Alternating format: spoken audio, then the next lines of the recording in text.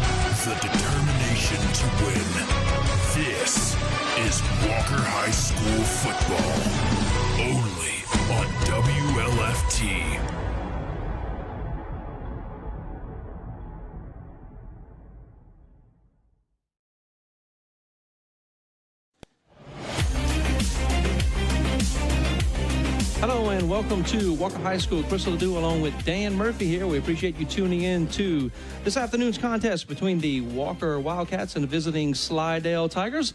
Joining me in the booth, Mr. Dan Murphy. How you doing, Dan? Chris, I can feel football weather in the air. I don't know what it is. Nothing says football like 95-degree heat. Absolutely. Right? Well, you're in Louisiana, so it's 95 degrees heat.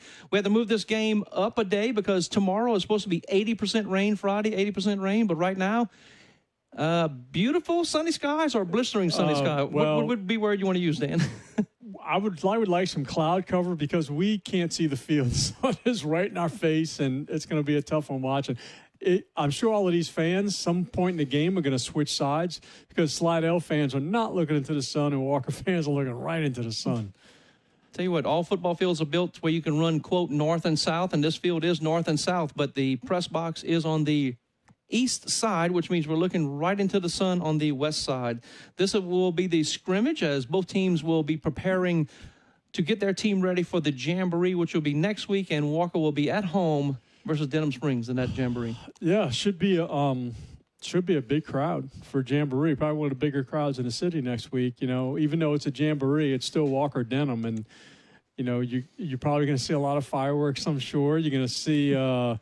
You may see one or two pushing and shoving, but it's look, Brett Beard is a very fiery coach, and that's how his players are going to play. So and Mahaffey's players aren't going to back down. So it should be a fun one. Absolutely. And looking at Slidell, they will play Franklinton at the North Shore Jamboree, and that game will kick off at 6 o'clock on Friday, the 26th.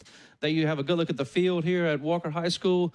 And both teams are starting to go through their stretches. Slidell is on their goal line, about to go through their stretches, and Walker's probably changing into their uniforms in the end zone right there.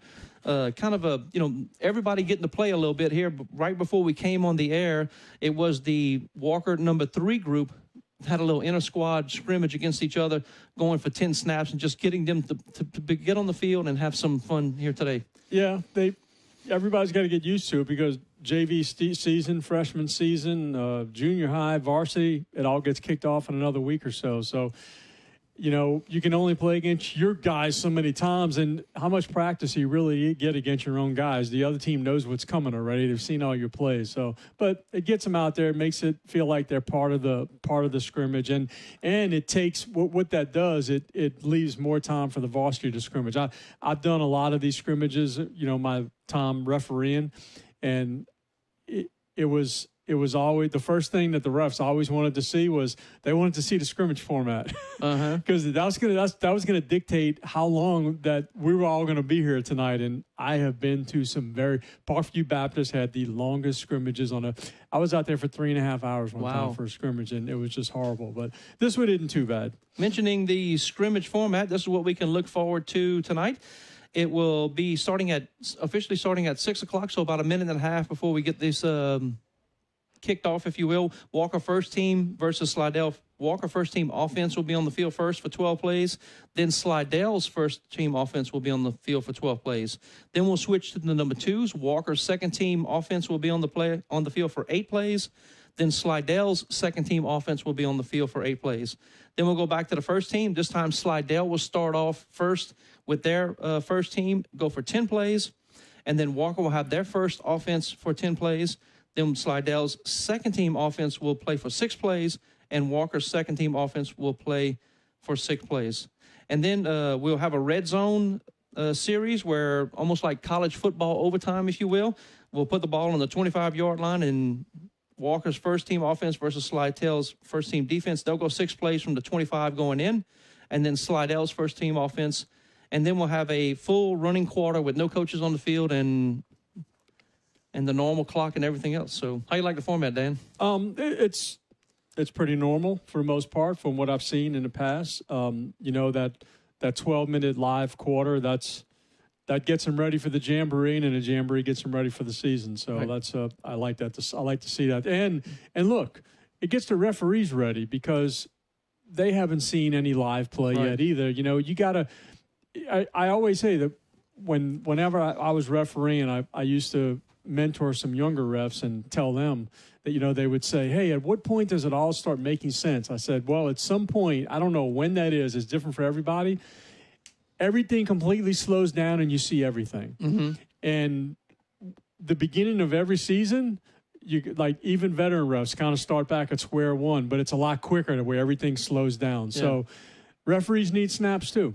Working on your mechanics as well and communicating with each other and knowing when somebody's going to be looking up or when they're spotting a ball or whenever they're handling a situation, when you're supposed to run in, when you're supposed to run out. It's some of those things that they don't teach you at referee school, but you just kind of learn about the feel of the game and where to be at what time. Yeah, and I believe we're having a 5-man crew today. I see 1, 2, 3, 4. Nope. I see. There's now, sometimes they bring some younger refs out. The 5, 6, they got 2 right here on the 30 and 4 over there. Well, sometimes they bring younger refs out to go in to get some snaps. So I don't know if they're going to work a 6 or 7-man crew, or I don't know if they're just going to work a 5-man crew and work some younger guys in.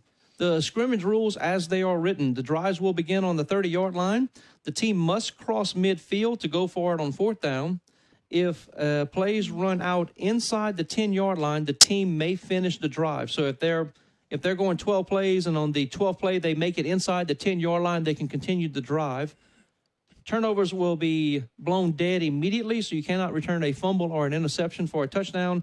And if a team scores, the extra point can be kicked with nobody else on the field, so no rush. And what about the quarter rules? Then how's that going to play out whenever we play the full quarter? Rules? Coaches obviously going to be on the sidelines, and clock kept as normal for ones. Turnovers are going to be live, and initial drives initial drive and drives after score is going to start on the 30th. So on the 30, so no way to practice special teams there. On 4th down, you just walk off 30 yards, and on a punt, no team will be pinned inside the 20. So if you're punting from Walker's punting from Slidell's 45, they're just going to put it at the 20. They're not going to put it at the 15. Okay. And if a team scores, extra points can be kicked with nobody else on the field. All right, so those are the rules for the scrimmage. Walker comes in a brand new district. It was District 4, 5A, and then after shuffling things around, we're now in the Ascension District, if you will. So Walker no longer with Zachary and Scotlandville, and also Central. They're in another district. So, Dan, tell us about the new teams in District 5, 5A. Well, of course, we have Denham, and now we have Dutchtown, EA. We still got Live Oak, and we have Santamont, and now we have Walker. So kind of getting used to some new opponents this year, and you have Denham and Walker and Live Oak, all close-knit communities around here. Everybody knows each other. And now you have the Ascension close-knit communities where everybody knows each other. So it's going to be some good battles. It kind of opens it up for a brand new district champion, if you will. We don't have to deal with Scotlandville, Zachary, and Central. And then so now, looking at these teams here, who would be one of the favorites to win the district here? Just looking at it on paper, Dan. EA, I believe EA is loaded with talent. Mm-hmm. They were very good last year, and from what I understand, but you know who they have the first game of the year? They play Zachary. Oh, okay. So you're going to find out. They're going to find out really quick how good they are. Mm-hmm. But I really think EA is going to win that district. Okay, but the reason I threw that bone out to you, Dan, is because you paused a little while. When we were in 4, 5A, who's going to win the district? Zachary. Before you can even finish the sentence, that's normally what it is. What I'm saying now is that, man, it's so competitive, and you're looking at the district, you're like, man, this team could do it, or this team could do it, or one team could get hot. So it's really pretty much anybody's game day. You never know who's going to take it over. If you go strictly on talent, EA has the most talent, but that's not always the case. Right. We'll have to see how things play out here. And on the other side of the field, Slidell Tigers come in District 6, 5A with Covington, Fontainebleau, Hammond, Mandeville, North Shore, Ponchatoula, of course, Slidell, and St. Paul's. So big district for those guys. Ask me who's going to win that district. Who's going to win that district? St. Paul's. St. Paul's. Yes. St. Paul's, of course, the private school. I'm being a homer there, but St. Paul's. Okay. Well, I got some bad news for you, Dan. You probably won't be going to any of those games because you'll be right here with us on television doing some Walker games. But is that your home school or your relationship with St. Paul? Well, I have 4 soccer state championship rings in my house from St. Paul's for my kids. So. For your kids, there you go. All righty, so we're about to get things started here. Slidell is finishing up their warm-ups. I know we're a little bit behind at 6:05 here. and they don't have their shoulder pads on yet or anything like that. So once they get everything put on, and then we'll be ready for the Walker first-team offense versus Slidell first-team defense, and that will start at the 30-yard line. And Walker is on their end zone over there. They're kneeling down, ready to take the field here. You can tell, like Dan said, the excitement's in the air, and I'm getting excited. It's going to be fun. And, I'll say this as Slidell head coach Malta Scoville. He is a very defensive-minded head coach. He was defensive coordinator, I know, for Covington. He was defensive coordinator, I believe, for Slidell as well. He was defensive coordinator for Destrehan as well. So he's a very defensive-minded head coach. So, look for him to be very involved on that side of the ball. As on the opposite way, you have Coach Mahaffey, who is the offensive mind and calls all the plays on the Walker. So head coach against head coach here. Yeah, they go offense versus defense, right? Yep. Both teams did not make the playoffs last year in the 2021 playoff brackets. I'm sorry. Slidell made it in the first round. They made it to take on Zachary, and they lost in the first round 36-0 to Zachary. And, of course, Zachary goes on to win the state championship. 2020, Slidell made it to the playoffs. They were number 27 seed, lost in the first round to Alexandria. And, of course, Alexandria goes on to lose in the finals to Acadiana. And the last time the Wildcats made the playoffs was in 2019. It was a 16 seed for the Walker Wildcats, and they went on to beat Thibodaux in the first round, 63-21. They went on to play Acadiana, the eventual state champion as well, and that was a 49-0 loss in the misting rain, and it was a nasty day there at Acadiana High School. Yeah. Acadiana a power every single year, and I believe our old defensive coordinator went back to Acadiana. Yeah, Mr. Acadiana is they've been running the same offense for years and years and years, and no one can seem to stop it. Doug Dotson, the former defensive coordinator here at Walker High School, and you got to give credit to Doug there. He was driving from Lafayette every day to Walker. And, it just made sense for him and his family, to be able to go coach at Acadiana right down the road from his house. And so, we wish Doug Dotson the best of luck on his new job over there. Yeah, absolutely. I mean, no one wants to drive that far to work, right? Right. Except for me. Speaking of coaches, Dan, I know you do your homework. So we since Doug left here, and a couple of people are shuffled around. So let's kind of go over the new coaches here at Walker High School and their new coaching responsibilities. Yep, I got it right here. There you go. So we have obviously Coach Mahaffey's head coach. We have Stephen Costello. Castello is how you pronounce it. Yep. Sorry, running back coach. Rob Chapman coaches defensive backs. And we have our new defensive coordinator, Kirk Dahl, also coaches linebackers. And he coached where? Tell the background on him. Kirk Dahl, I got to know Kirk a little bit over the last couple of years, and he was actually on Nick Saban's staff at LSU when Saban was here. He's coaching the NFL as well. I believe he's coaching with the Baltimore Ravens. Oh, awesome! So he's been all around. All right, keep going. Who else we got? Mitchell Gallman, offensive line. Nick Gluck, wide receivers and special teams. Brett Robertson, outside linebackers. George Tomplay is offensive coordinator. And quarterback coach. Chad Ward coaching the defensive line. Mackie Williams coaching the linebackers. And we're going to go with Coach Jake on the offensive line because I don't want to butcher that last name. Zebdanewski. Coach Jake Debdanewski, the offensive line coach as well. And they have the coaches and of course, a couple of other coaches on the roster helping out with whatever way they can, be it the video technician or the freshman coaches and everything else. So a big coaching staff here Coach Mahaffey has assembled. And, of course, we're all under the leadership of Mr. Jason St. Pierre, phenomenal principal we have here at Walker High School. Does a great job and putting all this together. Of course, the assistant principals, Miss Kelly Becknell, Joelle Bourgeois, Lizette Manuel, Terry Peters, and Tim Rogers, Miss Margaret Westmoreland, and, of course, the athletic director, Mr. Joey Sanchez, and, of course, Miss Cindy Branch. Man, she holds the whole family all together. She's what they say, the straw that stirs the drink. That's whenever I want to know something, I go in her office. Mm-hmm. I go walk in her office because she knows everything. She does. She is an awesome person. As you can tell, both teams are now on the field going through their normal warm-ups. This is what it would look like on a normal game day with both teams on either side of the 50-yard line going through their warm-up drills. And, of course, this every little part of this is important for them to know where to line up, where to go, and then to where whenever the season does start, you know where you're going, what yard line you're standing on, and how the warm-ups are supposed to take place. It's repetition. I mean, these kids learn by repetition, and you just do the same thing over and over. And, you know, Coach Mahaffey is he's a creature of habit. He controls everything, and he wants everything done a certain way, but he wants it done the same way every single time. Right. You know, don't think that you're way better and try to do it your way, because I have seen it, and he doesn't take too kindly to it. So he wants it done his way every time. Well, he's a very successful coach coming in from U High, won in 3 state championships while he was there. I believe he did, yes. So and he has players in the NFL now. So. Yep, very successful coach, and you know, we're very lucky to have Coach Mahaffey here.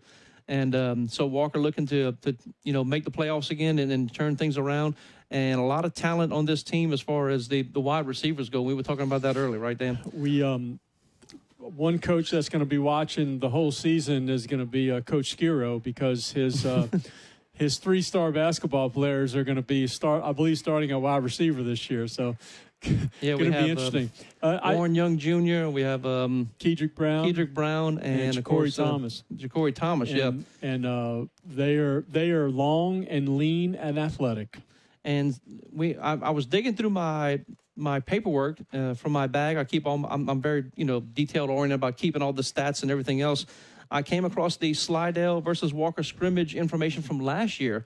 Looking at this thing, Warren Young Jr. had an incredible scrimmage. He had 4 touchdowns, and to let you know how this is going to be done whenever we're scoring this is that we're going to keep track of every touchdown, because this is a game between Slidell and Walker. Even though it's a scrimmage, we're still playing the football game. So it's not going to be, oh, we're only keeping the score for the ones, or we're only going to keep the score in the quarter. No, whatever team scores a touchdown, referee's hands go in there, we're going to write it down. Yeah, I mean, I guarantee you these kids are going to know what the score is at the end. You're absolutely They're keeping score. Whether it's on that scoreboard or not, they're keeping score. So we're all going to know. Last year, the scrimmage ended up with a 35-35 tie. That's everybody's score. The ones versus the twos, everybody combined. Warren Young was the first a 30-yard touchdown, make it 7-0. He had another 60-yard catch. He had a 60-yard run to make it 21-7. Another one of Warren Young's run, he had a 30-yard catch. And then finally his last score was a 25-yard catch to make it 35 for Walker.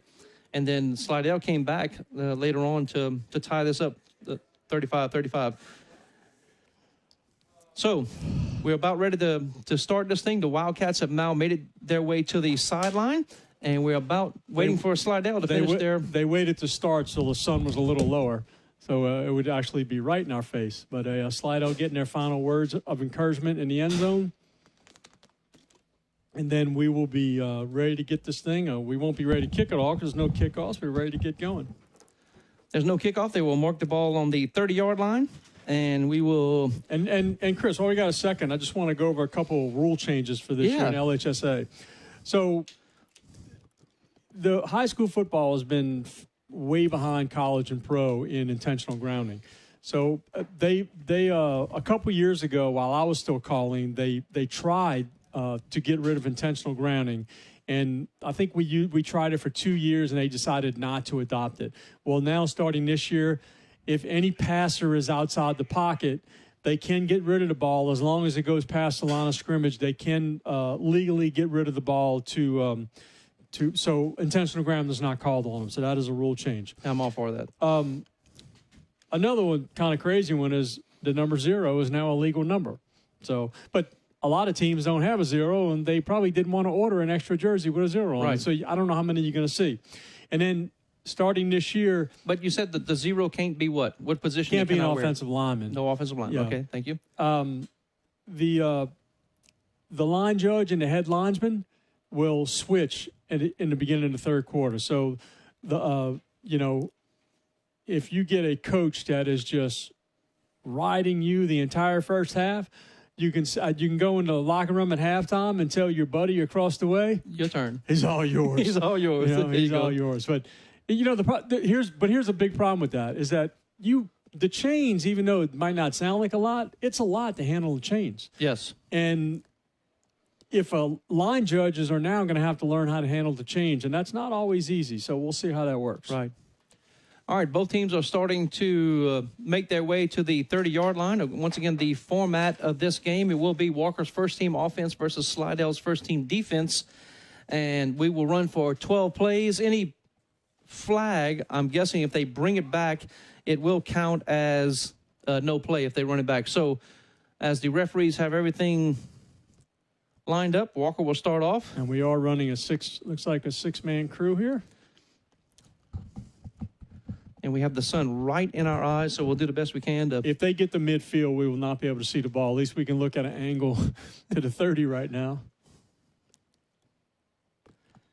Exactly. So Wildcats at the ball. First down and 10. As you mentioned, the chains are on the other side. In their customary position, they'll go... 4 wides. Double slot. Here we go. Here's the snap, throw, and it's going to be complete in the backfield. Nice job right there. It'll be... number 21, it'd be Eshawn Elfage. And you know what you're doing with that play right there is you're setting the defensive up. So you give that same look later in the game, and then you hit somebody down the field. So that's a setup play. If you see that at the beginning of the game, that's a setup play for later on. Landon Wagaspak will be the starting quarterback for the Wildcats on the first team. Elfage again on the handoff. Aiden Wagaspak, a junior quarterback. Yeah, went the cut there and slipped on the turf. You don't see that very often. You know the turf's not wet. It could be wet from sweat, Dan. Could be. Here we go. Third down. Third play here. Yeah, third down and 9 for the Wildcats. You got one-on-one with a single safety. Wagaspak looks to throw, throws, and it is complete to the near side right here. Complete to Jamari Evans, a senior wide receiver, for a first down. Looks like you can have that play. With Walker's speed on the outside, they're going to probably get that play most of the year. They're going to have that open because, you know, you can't coach speed. So either you have it or you don't. And not too many defensive backs will be able to stay with these wide receivers. Wildcats will go 5 wide. They go trips to the right and 2 to the other side. Here's a pass by Wagaspak. Good coverage. The pass is going to be complete. Nice effort. Looks like it's going to be number 13, Warren Young Jr. Good coverage there by number 7 in Cameron Dorsey. I don't think that was Warren Young. That was number 12. That was number 12 on the reception. Okay, and we start saluting the field here as we can try to see through the glare. Wagaspak looking and giving chase, and he will be brought down. So it will be a sack for Slidell. That's number 9, the all-district performer, Kendall Carter. All-district last year for Slidell. Yeah, you got to get rid of that ball. You just got to throw it at somebody's feet. But inexperienced, first time probably facing. Well, maybe he worked in the fall scrimmage against Plaquemine or spring scrimmage against Plaquemine. 6th play, but it's third down. Protection breaks down. Wagaspak takes off running, and he'll gain maybe 2 yards. On the stop for the Tigers will be Gavin Dawsaw. And, you know, this is great film material when they go look at this film and they bring the team in tomorrow and go over this film. As you show them, say, hey, we got 5 wides. We got 5 wides. We got limited protection. You can't sit in the pocket all day. Right. You got to get back, and you look at 1 read, 2 reads, get rid of the ball. So 6 plays, the Wildcats do not make a first down, and so they'll back them up to the 30-yard line, and they will run play number 7 now. Put a man in motion, and they'll hand it off again. Nothing doing there as Elfage is brought down at the 30-yard line. Yeah, that man in motion is just eye candy to draw the defensive eyes out to the wide to try to hit a quick opener up the middle. Didn't work. Wildcats having trouble moving the ball here. 2nd down and 9 now. Little flea flicker looking action here and throwing the ball downfield. Batted in the air and incomplete. Pass was intended for Warren Young. There's another teachable moment in film, Chris, is Warren Young is 6'4", 6'3", can slam dunk a basketball with ease. You think that defensive back can get up as high as he can? You got to go up and get the ball at its highest point. Third down, the 9th play of the drive here. Third down and 9. Here's a pass quickly out to the side, incomplete again. Nice coverage this time by Austin Buell. He threw the pass way too late. He threw the pass after the man cut. That's a timing route to the outside. You get back and you throw that ball to that down marker. So they'll 3 plays left. Mark the ball at the 30-yard line, and the drive will start again. The Wildcats will now have 3 more plays. This will be play number 10 out of 12. Wildcats will remain in the shotgun formation, and it will be a handoff. Elfridge trying to do something and dance around, and he will be brought down right at the line of scrimmage, and the Wildcats' offense is really struggling at this time. Yeah, I don't think the offensive lineman's blocking anybody right now. Just defensive line's just coming through. That's a big boy playing defensive tackle for Slidell. Here's a snap. Second down pass going to be complete to Warren Young. Makes a move, and he looks like he slipped on the reception. Play number 11. So the Wildcats will have 1 more play here, and then we'll take our first commercial break after this play. So it'll be third down, and we'll call it 7. Jamari Evans, number 3, one of the wide receivers. They'll put 2 tight to the right, slot to the left, fake handoff. We have another quarterback in there, this time number 11, Hayden Price, will go down. Hayden Price says, thank you very much. And that is going to be the end. Let's see if let's make sure everybody's on the same page if we're done. We're going to start. Yep, that's going to be the end of the first series. So we're going to take a break. We'll be right back with more Wildcat football on WLFT.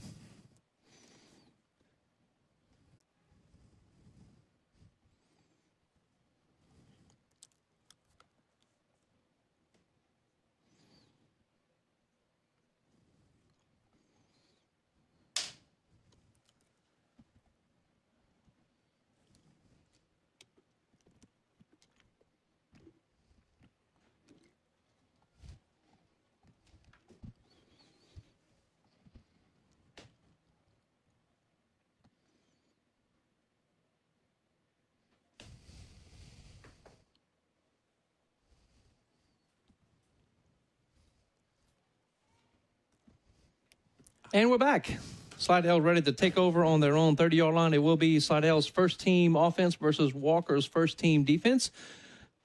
12 plays for Slidell Tigers starts right now. They go shotgun formation just like Walker did. Starting quarterback will be number 10, Luke Guidry, a senior, 5'11", 175-pound quarterback. Going out of the pistol here. I don't see the pistol too often in high school. Guidry hands off. Positive yardage right there for the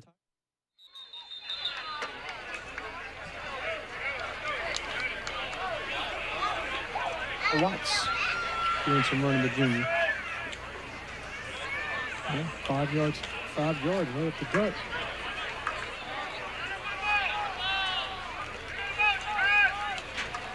Coming in and making a stop for the Wildcats right there will be Connor Watts, number 37.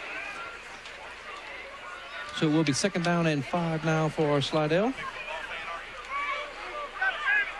Pistol formation once again. They'll put the wing back right behind the guard, the tackle over there on the right side. Slipping and falling the quarterback and making minimal yardage there. That was a really good play design. Two wide out, split out left, send the running back in motion left, draw everybody's eyes over to the right, and then try a quarterback draw, but he just stumbled. That's what the second, third stumble we've seen on a dry afternoon here. So, of course, that's getting your feet in the ground for the game speed. You know, normally you're practicing and you going through the motions sometimes, but now you got to go full speed. 3rd down and 5 now for Slidell. It will be Guidry in the shotgun again.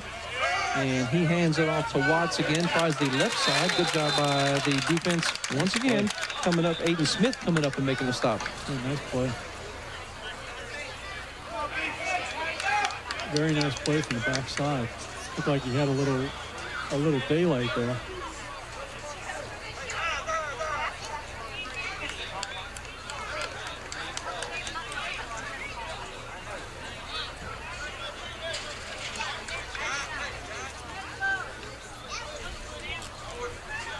That's a big play for the defense.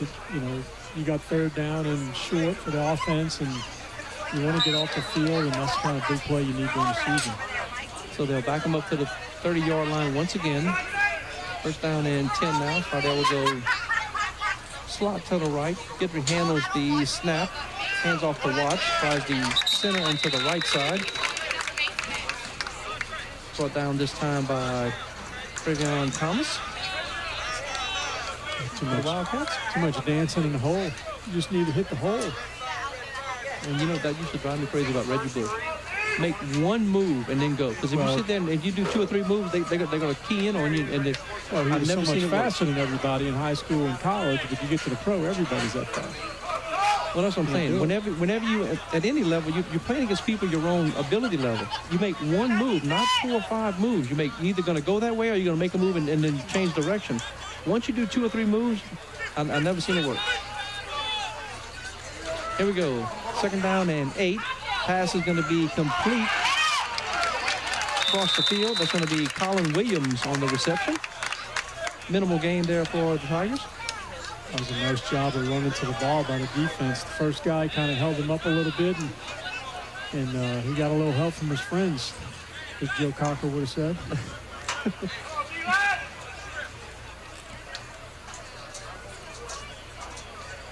3rd down and 6 now for the Tigers.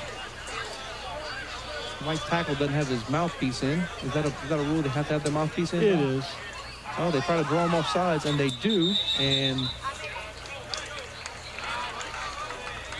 will be a penalty. We'll have to see if it's enough for a 1st down. I think it's going to be very close. I don't think it's going to be enough for a 1st down. Depends on the referee how sure-footed he is. He puts the ball right on the line. If it's right on the line, it's a 1st down. Yeah. If the nose touches the line, it should be a 1st down.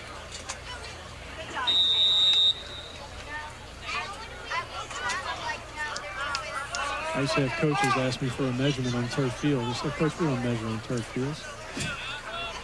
1st down and 10 now for the Tigers. Guidry remains in shotgun. Now he'll go straight T. Swing pass, little side-on stuff. You got to jump on it whenever it's that close. Pass was intended for the all-district performer, Kendall Carter. That was one of those side-on things that if anything is in doubt, I'm jumping on the ball as a defensive player. Yeah, I thought it was clear it was incomplete, but that was a great play, and Carter heard footsteps, no doubt about it. Who was that was breaking on him quickly? I believe it was 17. We don't know all. Patrick McKenzie, yeah. Yeah, I mean, he was breaking on him really fast. 2nd down and 10 now as Guidry directs traffic back there. They're in the straight T again. Fake the handoff to Watts, fakes the give, and he'll keep it crossing the 45-yard line.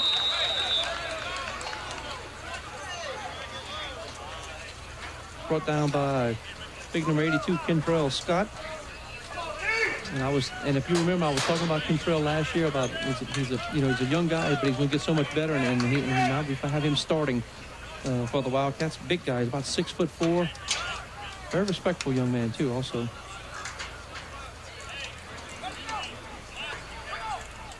Whenever we had the flag, we had an offsides call on the Wildcats for jumping offsides.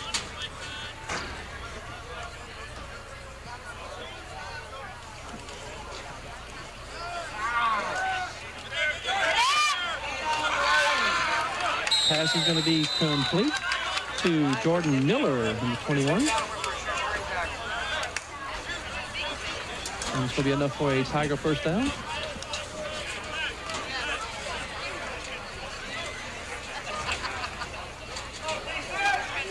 We will go through his mechanics of winding the clock. They're still using the 40-second clock in high school, Dan? They are. I don't think they're using it today. Correct. I'm just conversing here as we got first down and 10 now for Slidell as they have crossed the 50-yard line. Fake handoff, and it's going to be pass is going to be complete. And that is going to be to Jahide Williams, a senior. Will it be enough for another Tiger first down? And it is another first down for the Tigers. We're running out of plays here in this drive.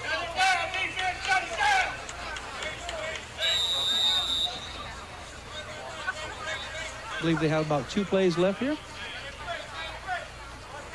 But it's another first down. If they can get inside the 10, the drive will continue. Here's the handoff to Watts, spinning around.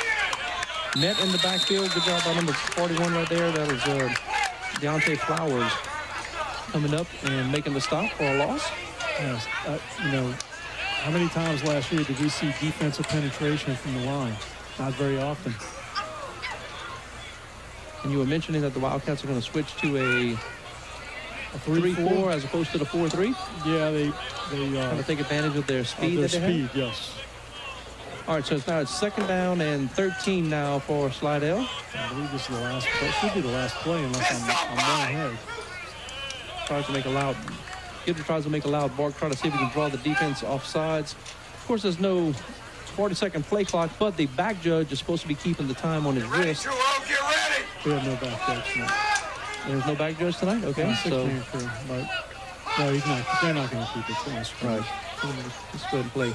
Go here deep. Is the snap. Gidry looks, throws, complete to Watts. Makes a move. Makes another move. And unbelievable, he's dancing around. Finally brought out of bounds by Preston Hill. And the referee says it's going to be a first down. We'll have to see if the drive continues or we're going to start switching around. They're going to mark it a first down. Maybe I was one play off. Maybe at the 15-yard, at the 16-yard line. So since they're in the shotgun predominantly, I'm guessing they're going to go ahead and go for the end zone on this one. They go trips to the left. Well, all they need to do, I think, is get inside the 10 to keep it going, right? Right, yeah, you're right. So they're going to go at least 10 yards or... And here's the handoff, a fake handoff by Gidry. Very nice penetration. They're just going to keep giving the plays and on the run. Well, Coach Mahaffey's not bringing his offense on, so we'll continue this drive here. A couple of different Tigers coming on and off the field. 14 Blockson's coming on, and he'll remain in a wide receiver to the left. In the backfield will be number 26. That'll be Austin Bates, a senior fullback. And then, of course, number 8, Watts, is still in there as well. Watts will go in motion to the left. Gidry looks down the middle. Side on. Oh, what a nice play there. Coming up, getting the call on it. Connor Watts knocking that pass down. Good job. Connor Watts smelled screen and held back. And if he didn't hold back, that was a touchdown. He could have walked into the end zone. Great job of sniffing out the screen. So it'll be third down and 10 now.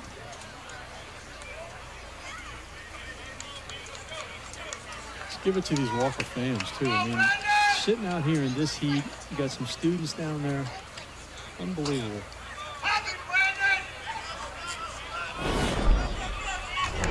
Third down and 10. Wildcats getting ready for the Jamboree next Friday versus Denham Springs right here at Wildcat Stadium. Slidell drops back to pass. Big pressure in the middle. Throws. Incomplete.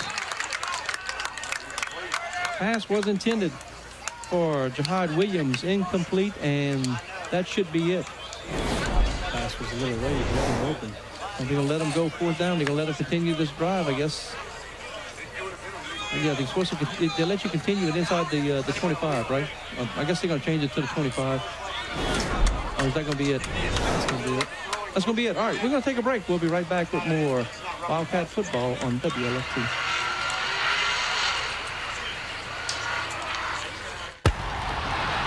When you call on ALE Plumbing, it means you need a dirty job done right. ALE is locally owned and operated right here in Walker. They are a proud supporter of Walker High. ALE offers 24-hour repair service covering a wide variety of problems. ALE also offers some specialty work in the form of sewer line video inspections, slab leak repairs, and their certification, installation, and repair of backflow preventers. Give ALE a call to get it done.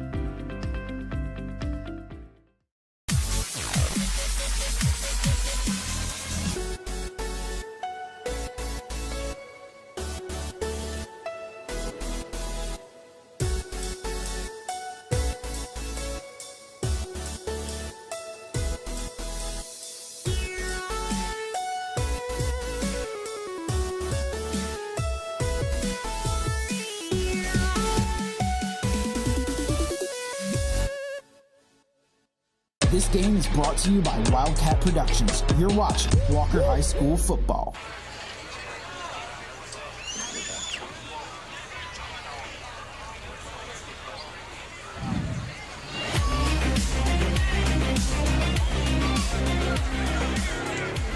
Welcome back to Walker High School. Chris Ledoux along with Dan Murphy. We're now watching the Walker number 2 offense versus Slidell number 2 defense. We'll go 8 plays here.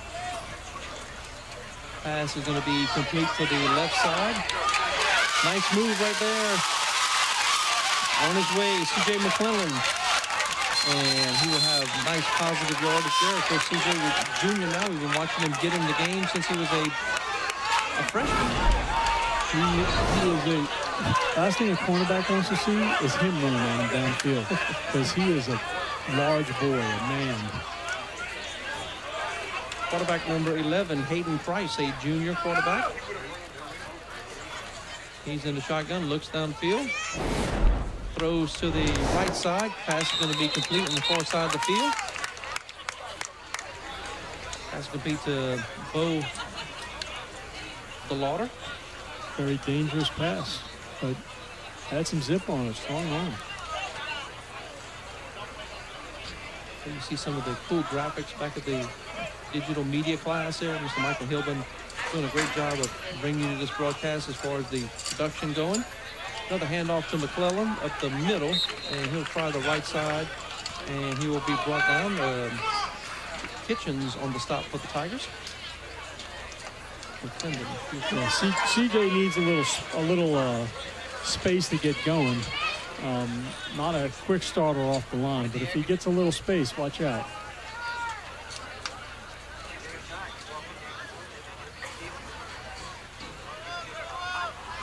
So this number 2 offense for the Wildcats showing some spark here. McClendon, a little bit of bounce in his step as well.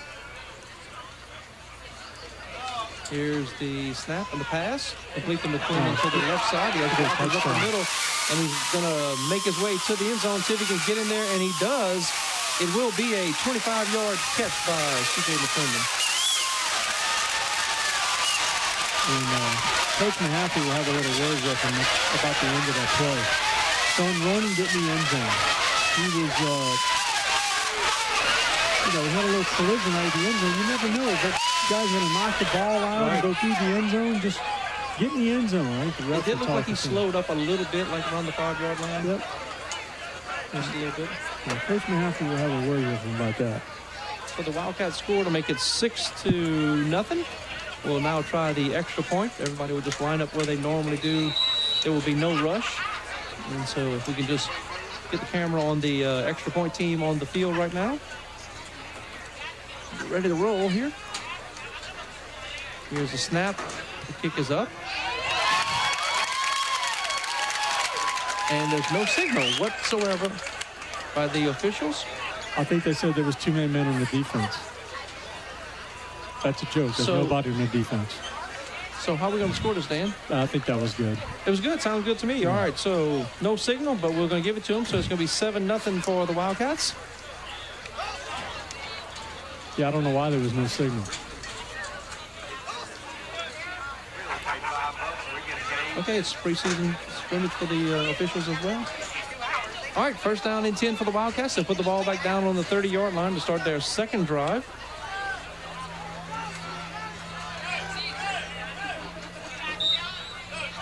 So So instead of going all the way down the field, they just put it at the closest 30-yard line. And the officials appreciate that greatly. Coming off the sideline, Tyler Covington, excuse me, number 14. He'll be wide receiver on the right. Coach is calling in and out wide receivers, and they'll put them right behind them. Coach is allowed on the field right now for the scrimmage. Of course, whenever we go to the running quarters, then no coaches will be allowed. Coming in and making a big sack there. You got to get rid of it. You had McClendon in the flat. You could have just threw it at his feet. You got to get rid of that ball. So Wagasback gets sacked. And then you go to second and about 20. Coming in quick and making the stop, number 33, Corey Kitchens, with a safety blitz right up the middle. All right, second down and about 20 here. Ball's on the ground, and it's going to be a turnover. Nope. All right, Wildcats looking to clean things up here a little bit as they're going backwards on two straight plays here. Third down. I think we might be ready for another screen here, but I don't know if Slidell's going to bite twice. You're looking at the Wildcats second team offense here. It's the Slidell second team defense. Here's a pass to the left side, caught on the far side of the field.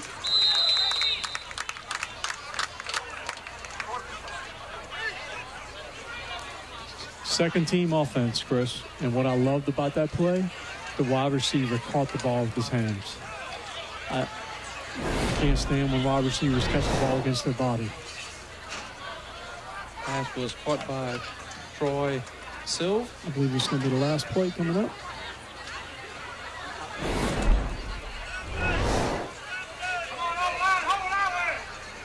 Of course, we will have all of the action for you. Every home game will be broadcast on WLFT. We're not on TV tonight. We're just on YouTube. And we're not sure what time yet for next week. I don't know what time, because the varsity only plays half a game. This is going to be a pass incomplete. Coming in and making the stop will be number nine, Philip Fogg. Big guy, big hit right there on the Wildcat quarterback. Okay, now we're going to take a break. We have a timeout on the field, so we'll take a break with them. We'll be right back after these messages. You're watching Wildcat football on WLFT.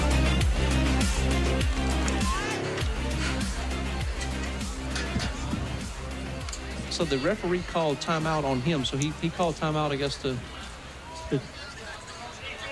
just getting in.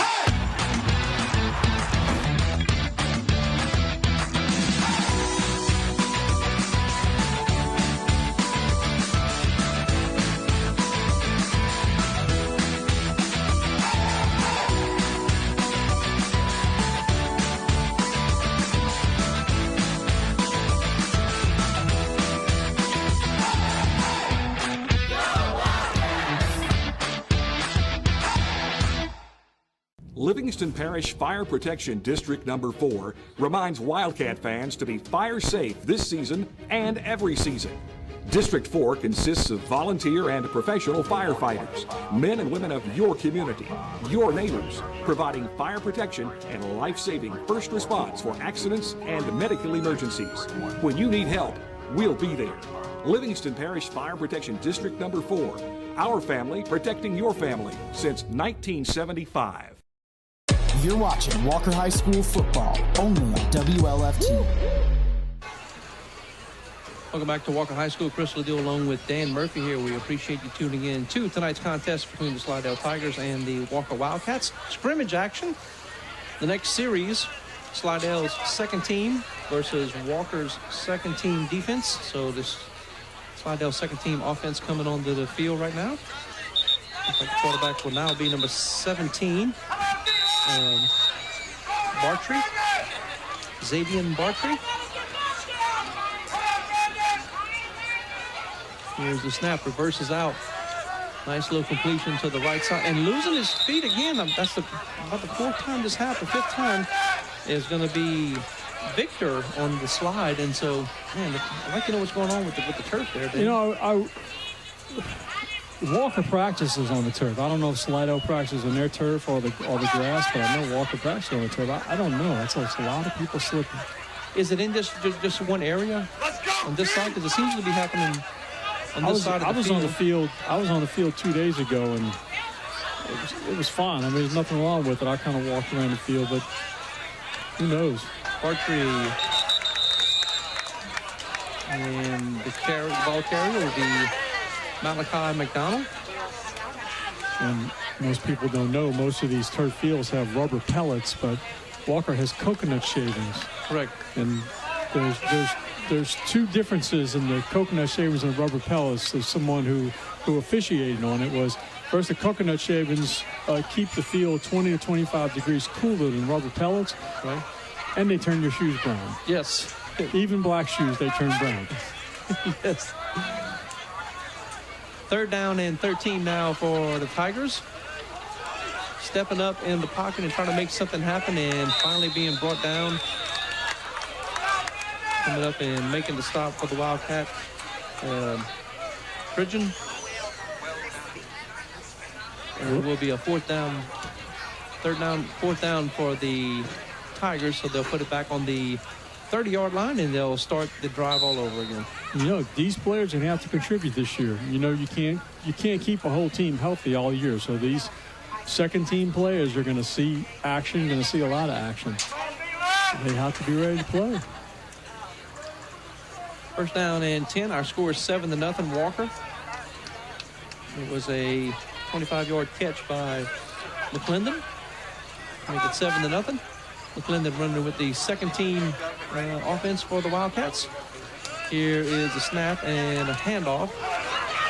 New running back in there this time will be Aiden Young on the carry. Tries the right side and gets good positive yardage for the Tigers. I knew who that was on the tackle, but they were holding on for dear life. And I thought he was going to break the tackle, but he just held on.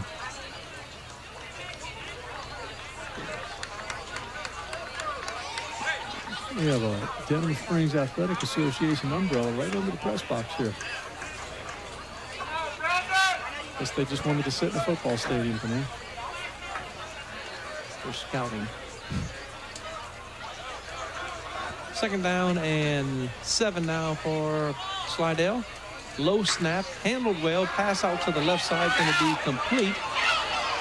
Misfitting right there. Bartrey on a completion. Yeah, that's inexperience. I guess that was the cornerback over there. If they would have just broke down right in front of the receiver, it's a tackle for loss. But they tried to get a big hit and missed.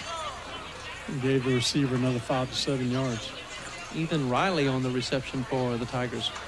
It'll be a 1st down for Slidell, as their number 2 offense versus the Walker number 2 defense is on the field right now.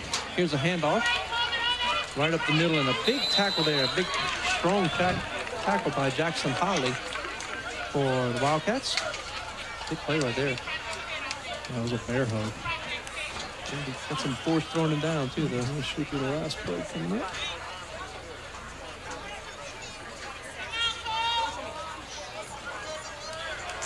'94 checking in for the Wildcats. That was going to be Montgomery.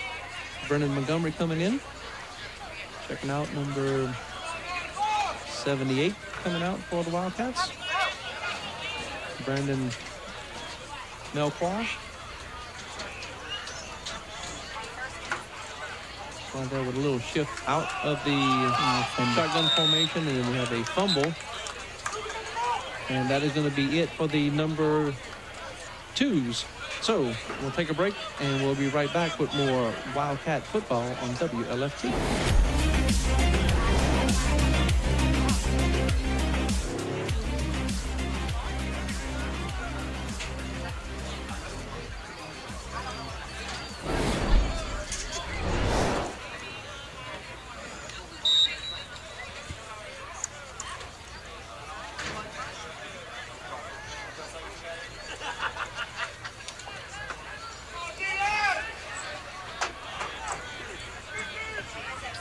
So now we start the second possession here. We have the Slidell first-team offense versus the Walker first-team defense.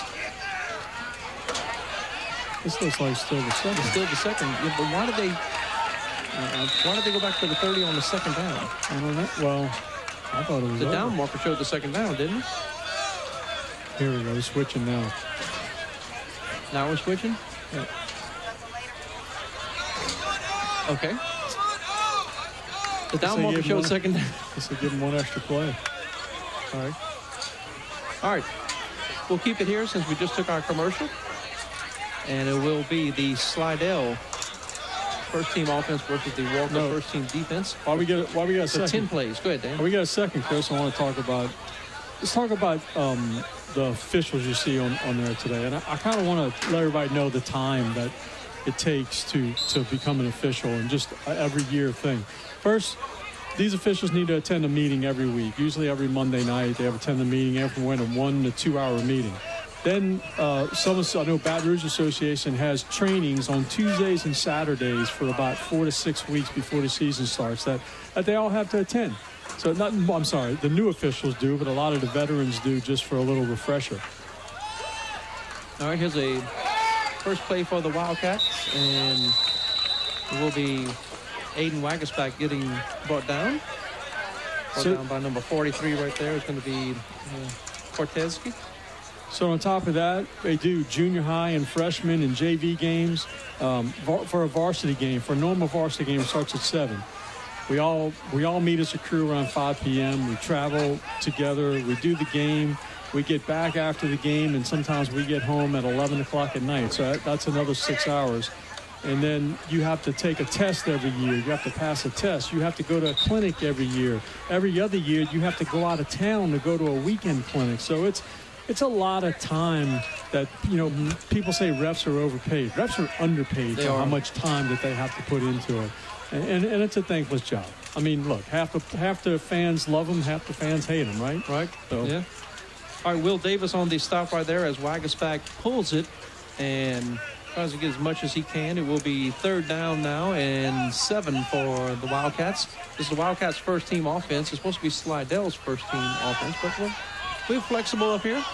Pass is going to be incomplete. Pass intended for Austin Workman, a junior wide receiver. So that pass is incomplete, and they will move the ball nowhere and put it on the 30-yard line for a first down. This past weekend was the LHSA official clinic at Westlake High School, which is, if people don't know where Westlake is, it's 7 miles from the Texas border. So cross over the bridge that nobody wants to cross. Right. So you had to spend money to drive there. Mm-hmm. You had to spend money to attend the clinic, spend money to get a hotel room for food to make $10 extra a game. It makes no sense, but that's what referees have to do. Here's a handoff to McClendon this time. So C.J. McClendon working in and out with the first team. And not to mention all the uniforms they have to buy.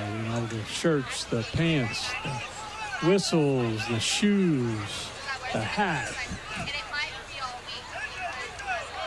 Second down and 9 now for the Wildcats. This will be the 5th play. Fakes the look to one side. Pass is going to be complete to Evans on the right side. Evans turns it up the field. And it's going to be very close to a first down. They'll be short by about 1 or 2 yards here. We're going to bring up a third down and 2 for the Wildcats. I know Coach Mahaffey would like to see get a little bit of running game going.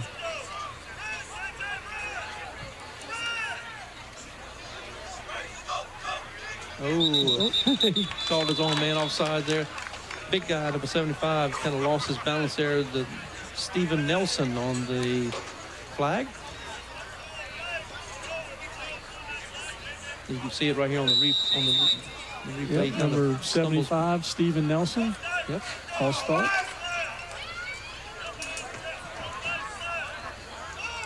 It'll bring up a third down and 6 now as they back them up a little bit.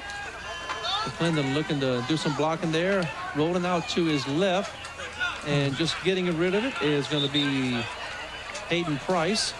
as you mentioned, Dan, that's no longer intentional grounding. That you just mentioned that rule, and then it just came to development in front of our eyes. That is correct. And as far as reaching the line of scrimmage, the line of scrimmage goes infinite into the stands. So he could throw it from back there.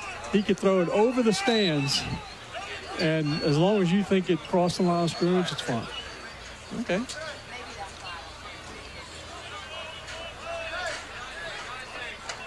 First down and 10 now. They'll back them up to the 30-yard line once again, and the Walker first-team offense needs to get something going here. Very little production's happening early. Fake the pass. Excuse me, the toss over there to Warren Young on the far side of the field. So pass completed by Hayden Price, the junior. Yeah, I don't know if it was supposed to be a back shoulder, but that's what it turned into. It was a perfect spot. I said, with Warren Young's athletic ability, he's like when Brian Thomas was here. You couldn't put anybody on him that can match up with him. And you got to feel that same way about Warren Young. With the size and athletic ability, who can match up with him? Warren Young Jr. is a senior now, two-time All-State basketball performer for the Wildcats. And then we got him back his senior year, which is going to be a special year, I think, again, for Wildcat basketball. Mr. Anthony Skiro does a great job of coaching basketball here at Walker. Swing pass to McClendon to the right side. And he is brought down. Stop made by number 88. That's going to toss off. I thought the football team was going to start learning the full court press because I saw Corey on the sidelines earlier.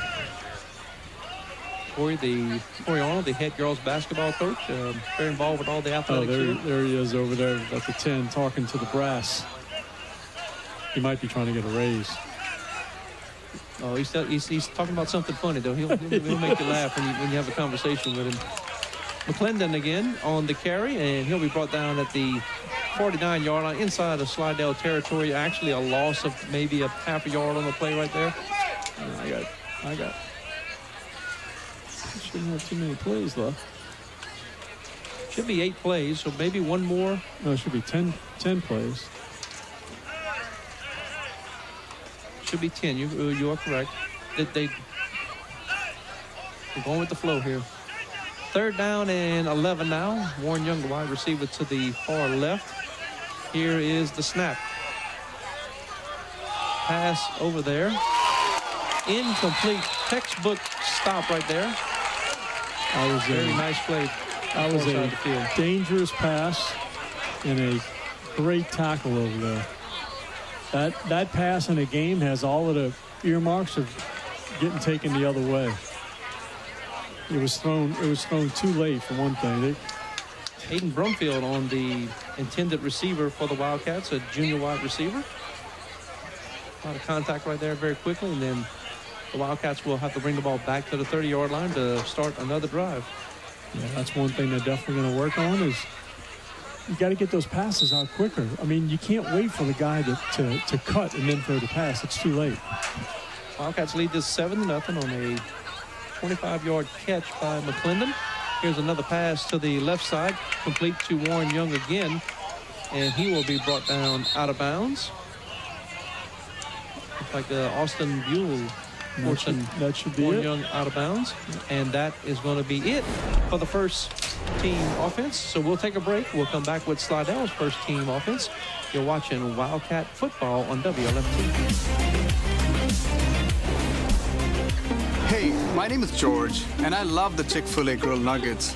It's like me grilling at home. It tastes very similar to that, except the seasoning. I probably can't season it as well as Chick-fil-A does. The chicken's super tender, and honestly, the best nuggets I've ever tasted. My dream was always to help other people, but when I tried to start my own business, I quickly realized I was in over my head. That's when I called Alina Levine. She helped me navigate the complicated business of starting a business. But the help didn't stop there. Her friendly team of accounting experts handle all of the things that I never thought of when I started this journey, because I started my business to be a counselor, not an accountant. Thanks to Alina, now I'm able to focus on doing what I love, helping other people.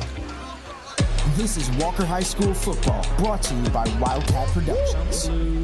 Kentwood, Bel Air. We'll see. All right, so now it is Slidell's first team offense on the field again. They'll start at the 30-yard line.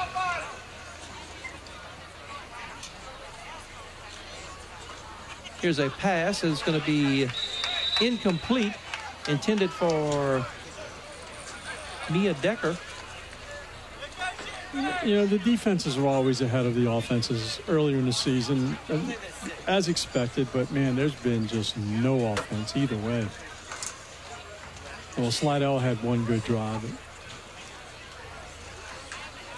Coaches have got to be discouraged. I don't know if it's good defense or bad offense. Just some scrimmages. Everybody's working things out and trying to learn their position against, a new team. And second down and 10 now. Wildcats show blitz. Fake the handoff. Give the ball to Watts, trying the right side. Guidry with the fake handoff, the fake pass to the left side, and then giving the ball off to Watts. So good looking play fake right there. It's again, all of that motion, it's all eye candy. Try to draw the defensive eye. They say, oh, it's a pass, but one advantage of running this 3-4 is you got some linebackers with speed, and you get them running. It's hard to run on the outside on 3-4 defenses. Third down and 7 now for Slidell. Guidry looks to pass. Pass is going to be complete to Watts at the 41-yard line for a first down. So Travell Watts on the reception makes the first down for the Tigers. Kentrell Scott for linebacker for Walker. He is every bit of 6'3", but very lean body, but he looks very athletic. He's at least 6'3". He's got to be, yes. Very, very tall. And look, and he can't get blocked. He can't get blocked low, so somebody's got to take him up high. He's just, once he learns to get some leverage, that big, tall body, and he's just get him in some space. Yeah, I had him in my class when he was a freshman. Like, man, you play football? He's like, no. I'm like, man, you need to be playing some football. And went out to football, and then now he's playing as a junior. That pass broken up, and it will be incomplete. Good coverage right there by the Wildcats, as the pass was intended for Jahad Williams.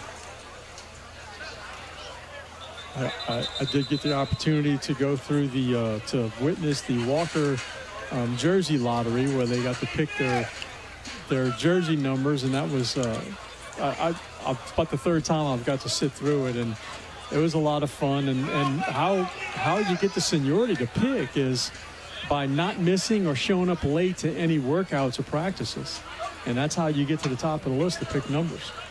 If you miss a lot or late for a lot of practices, you're going to get a number you're not going to like. So which means that somebody could have gotten Warren Young's 13? Could have. Yeah, I feel better. It might have been if you're a senior, you get to keep your number, but if you wanted to change, then it goes off of how many practices that you were late or you missed. Second down and 10. Helmet ripped off. We got to have a flag on that one for sure. Yeah, that's a face mask. Guidry's helmet didn't come off. It was ripped off. Let me tell you that. So hopefully he's okay.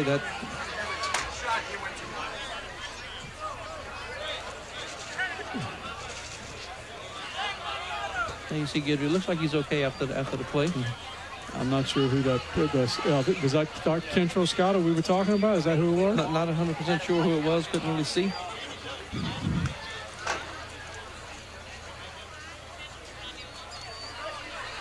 But it is a third down and 18.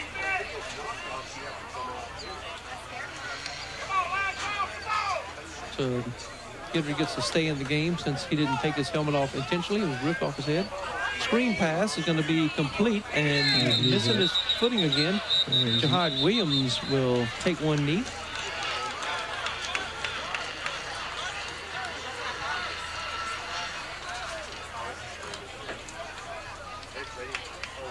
Again, losing his footing, and over there to make the stop was kind of Watts on the stop for the Wildcats.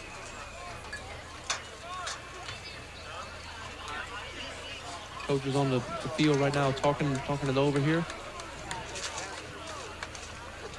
kind of like little tight football all over. You got the coaches behind you. I was talking to Coach Mahaffey last week, and he was asking me about if coaches get rowdy doing a scrimmage and stuff, and I reminded him about the one I called for him when he was at U-High. Pass is going to be complete to the far side of the field, and that's going to be Henry Pence on the reception. Enough for a Tiger first down. When Coach Mahaffey was at U-High, he had a scrimmage against St. Charles Catholic in the LSU indoor training facility, which was great because it was this hot outside, and we get to do a scrimmage in air conditioning. And Coach Monaco was the head coach of St. Charles Catholic, and he yelled at me the entire game in a scrimmage, and he was standing right behind me. And Coach Mahaffey said, "Oh man, I remember that." He said, "I forgot all about that." And he said, "Yeah, there wasn't too many like Coach Monaco." Man, Coach Monaco he would give you an earful. I finally had enough, and I can't say on the air what I said, but I'd finally just come to a boiling point and had enough. Here is the snap. Guidry looks downfield to his left, throws. He has a man, underthrows a little bit, and it's going to be a pass interference call. And I have to agree with that one. It's going to be Austin Lockhart on the coverage. And has his hands in the air, but it didn't know where the ball was. He didn't know where if you don't know where the ball is and you contact the receiver, you get called every time. Trying to come back to the ball is going to be Travell Watts, and it's going to be pass interference. It'll be a first down for the Tigers. They'll move it up to the Walker 45-yard line. Not an automatic first down, but a first down. Did I say automatic? No, you did. Okay. You did. Just want to make everyone clear that pass interference, defense pass interference is not an automatic first down. First down and 10. Guidry throws, and this one's going to be incomplete, out of the reach of his intended receiver, who is Jahad Williams. Very tough for us to see the play on the field right now. I don't know if the camera angle can pick up the sunlight that we're looking in, but hopefully by the time we get to that running quarter, that sun will be behind the trees back there. Kedrick Brown on the defensive coverage out there. Kedrick Brown, who I believe I don't know if he's ever played football. I know he's never played football at Walker. I'm not sure again. So it'll be a second down. Ball's at the Wildcat 45-yard line. Luke Guidry remains in at quarterback for the Tigers. We'll put Watts to his right side. Watts blocks. A little chip and going down, and his knee touched the ground, and he's going to be down. And the Wildcats come up celebrating after a very, very good play right there. Well, the only problem was he had time, but all his receivers were going deep. He didn't have that much time. Charles Levy on the stop for the Wildcats. And that was it. And that was it for the first team offense for both teams. So we'll take a break. We'll be right back with more Wildcat football on WLFT. Are you tired of local car commercials and our corny one-liners? Well, let's see how many we can fit into 30 seconds. We're exploding with deals. We're taking high prices and kicking them to the curb. And there's a reason we've been the #1 Chevrolet dealer in Baton Rouge for the last 34 years. Because we have a huge selection of vehicles in flashing text, including the Equinox, the Traverse, the Malibu, and much more. So come and see us today or visit online and let us find the vehicle that's perfect for you. Are you uncomfortably hot all day? Constantly dripping in sweat? Are you having a hard time with your AC? Kent's is what you need. At Kent's HVAC, we have many services to offer, such as AC repair, tune-ups, AC installments, and much more. Our locally owned company is proud to provide 24/7 services and send trusted employees to assist with any problems you may have. We make it a priority to give your family the comfort we know you deserve. Call us for all your HVAC needs. This game is brought to you by Wildcat Productions. You're watching Walker High School football.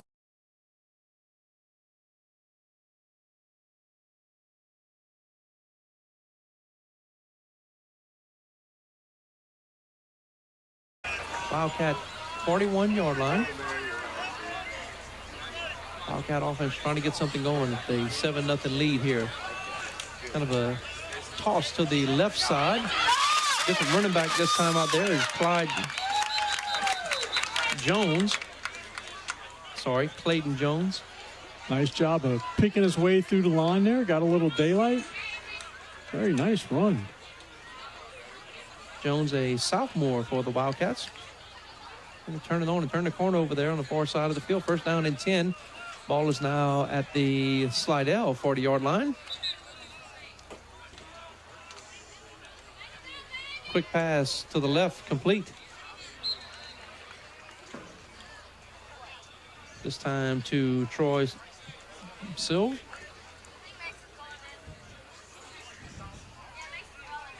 Chris, will you hold your hand up so I can see? It is right in our vision right here. The sun is now. The Wildcats will switch back to Landon Wagaspack, Hayden Price. Both of those guys working in and out with the first team offense.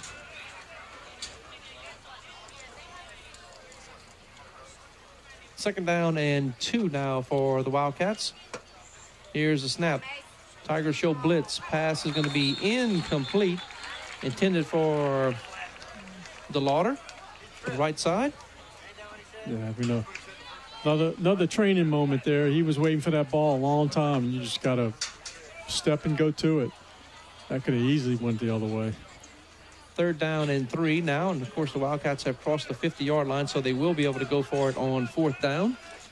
Of course, we'll have the Jamboree for you next week on WLFT. Denham Springs Yellow Jackets come to town and take on the Wildcats.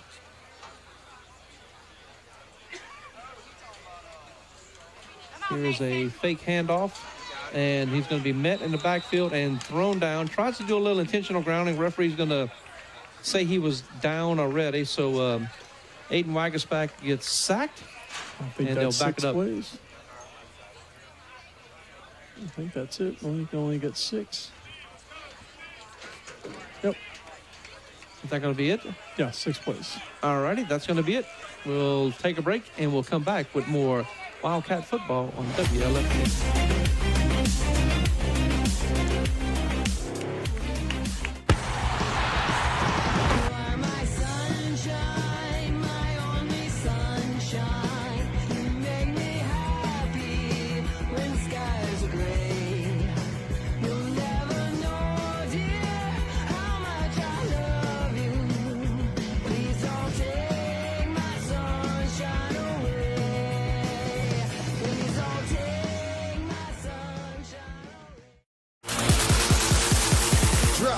Drop, yo.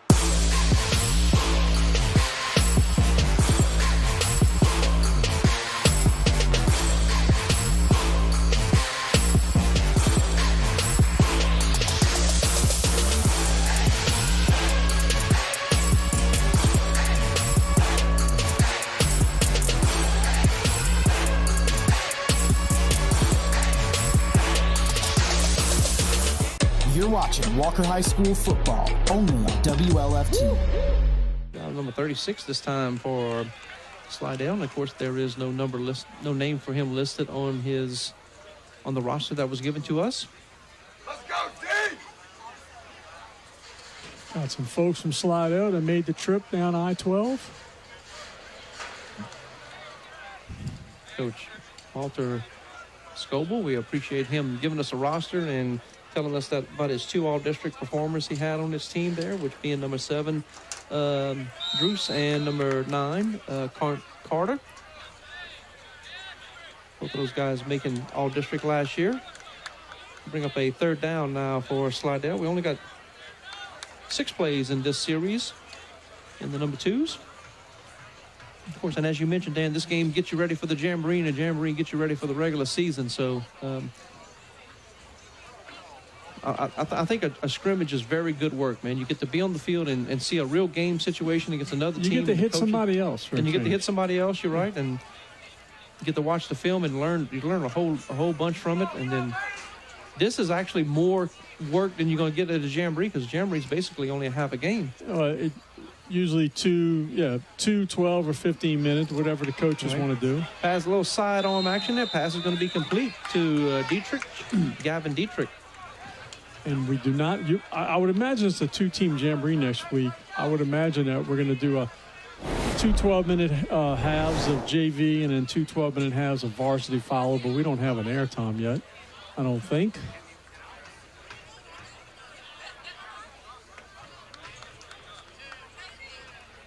Not really sure. And we back them up to the 30-yard line once again. In week 1, we have the Fontainebleau Bulldogs coming in. Yep, that game will be Ponchatoula. Ponchatoula Green Wave comes to town. From what I understand, Ponchatoula has lost a lot of players last year, and now they got a brand new head coach. Coach Hank Tierney is going back to Shaw, so he's not there anymore. Going from a green school to a green one. Yep. Won't change his wardrobe too much. First down and 10, put a man in motion, and the ball hits the ground and bounces up to the quarterback this time, and that's going to be Barty. Tries the left side. Nothing much doing there. He may lose about a yard or two on the play. Well, I'm glad we got Ponchatoula and Fontainebleau at home, and then we go to Mandeville, so we're going to see half of that district between scrimmage in the first 3 weeks.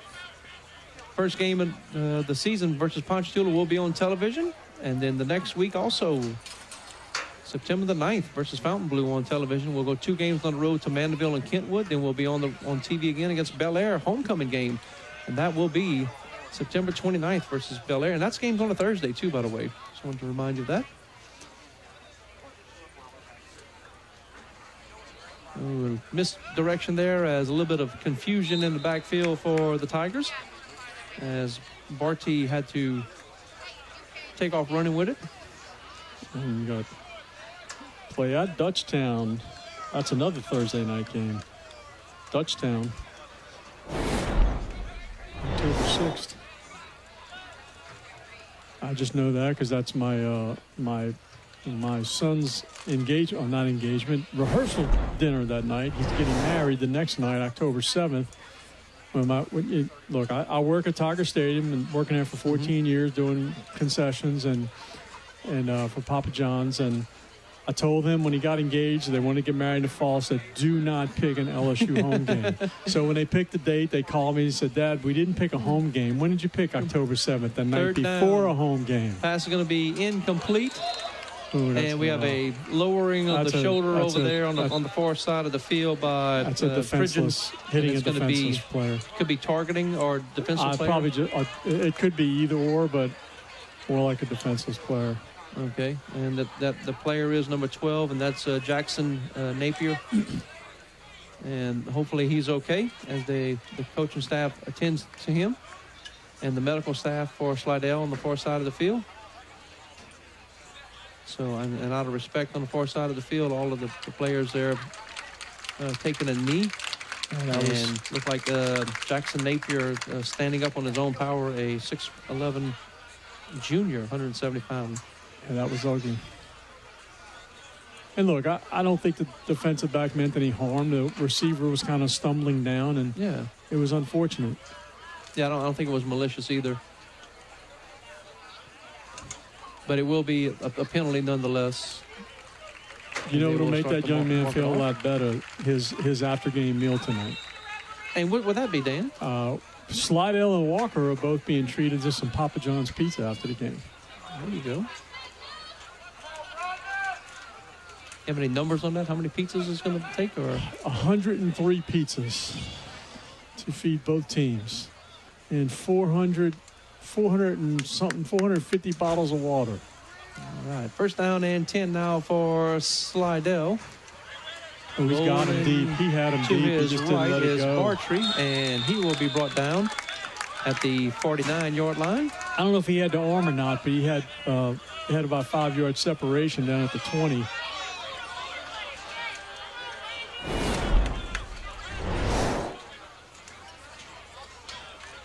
And they're going to say it's second down, crossing the 50-yard line. Looks like they're going to change sides again. So that was. I think we're going to the red zone. 6 now. plays. All right, we'll take a break. We'll be right back with more Wildcat football on WLFT.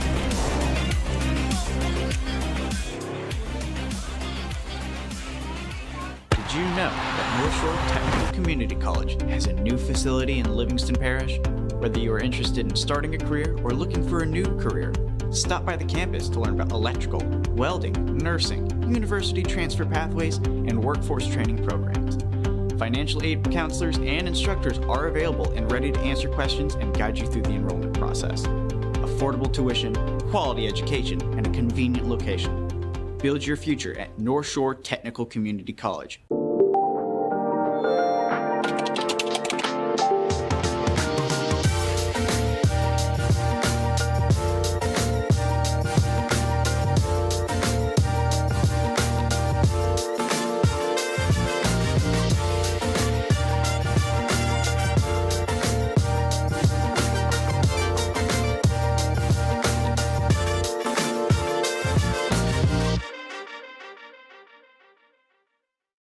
This is Walker High School football, brought to you by Wildcat Productions. And we're back at Walker High School. Chris will do along with Dan Murphy. Now we're starting the red zone drive. Each team will have the ball at the 25-yard line, and they'll get 6 plays each. Warren Young pass in the end zone was just defended and broken up. So this will be the second play for the Wildcats from their own 25-yard line. Price in at quarterback for the Wildcats. Put a man in motion, and that's going to be Workman. Workman takes off down the field. Price looks down the field as well. Throws that direction incomplete. Intended for Austin Workman. It'll bring up 3rd down and 10. He had a lot of company over there. They had a drag coming across the middle back there. Would have been wide open because when Workman made the cut, the safety and the corner went with him. Middle of the field was wide open. 3rd down and 10. Hayden Price, the junior, remains in at quarterback. Of course, it was Aiden Wagasback starting on the first team for the Wildcats, in which Coach Mahaffey is showing that he really can use both of these guys at quarterback. Pass is going to be complete to McClendon. Brought down with a shoelace tackle right there at the 25-yard line. Looks like coming up and making the stop will be Jordan Miller for Slidell. So it'll bring up a 4th down from the 25, and they'll start the drive over 1st down. See something go to the end zone here. This is play number 5 or 6. This will be play number 4. 4, because it was 4th down, and they're going to start the drive over back at the 25. 1st down and 10. McClendon to Price's left. Here's a handoff to McClendon. Puts a shoulder down and really bowls over some people there. I'll tell you what, he runs very hard there. I think if he had his wits about him, he could have hurdled that guy, because he went down by his ankles, chopping.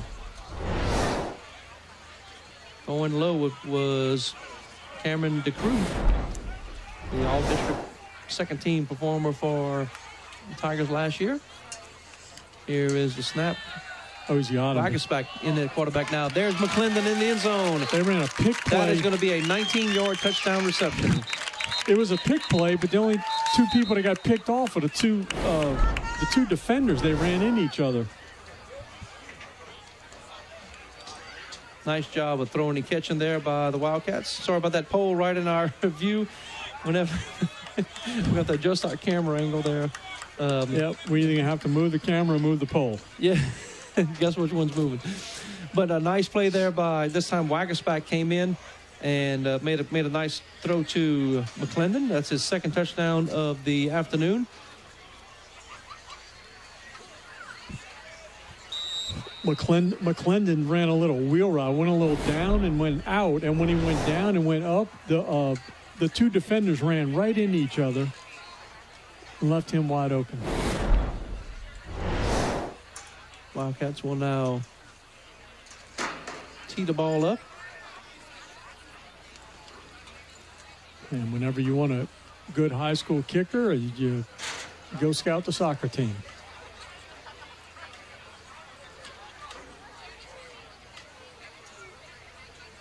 And, of course, the defense cannot rush on this. There, the kick is up, and they're going to get a signal. That's no good. So Mason Ball, the senior offensive lineman, misses the extra point. So our score now Walker 13, and Slidell nothing.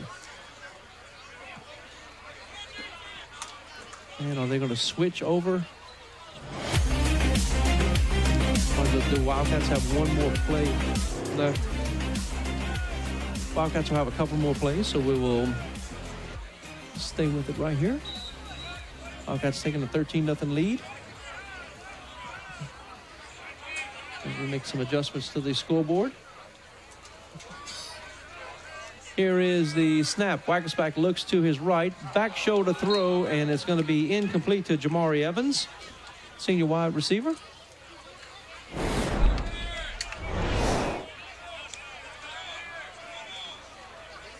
Scoreboard getting worked on here. The score should be 13 to... Yeah, we can't get a 0 backwards.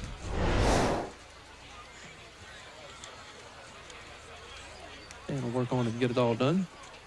Okay, so now we will switch directions and switch teams. So it will now be Slidell's first team offense. And they will run 6 plays. And this is almost like college football overtime format.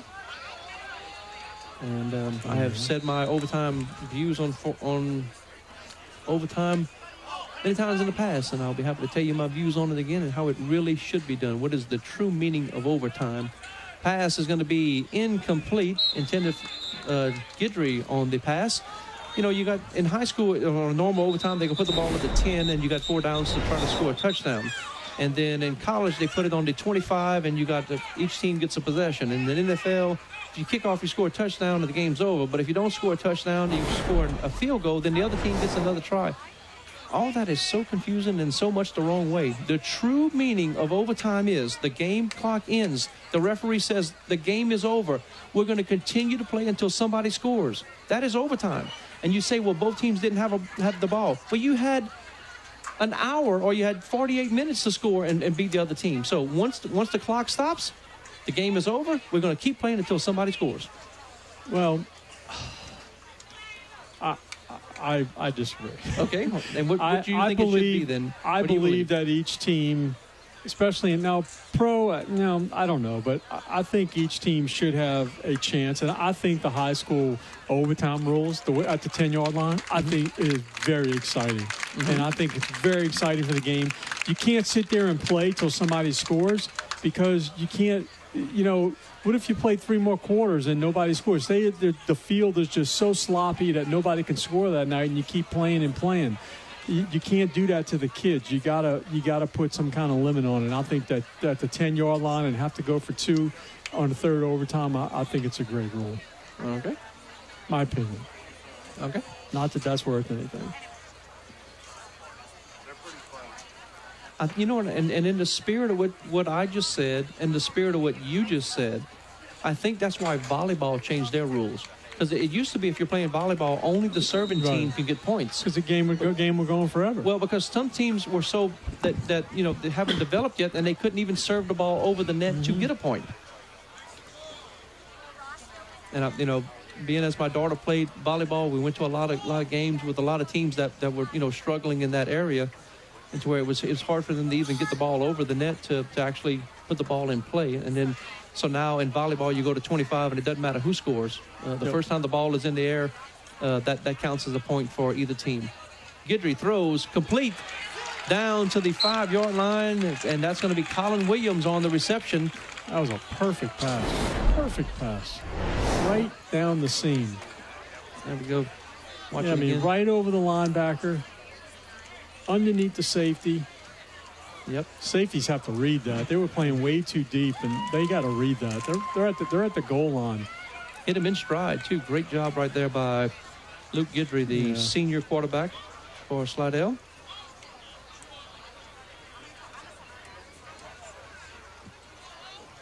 So there will be first down and goal now for the Tigers.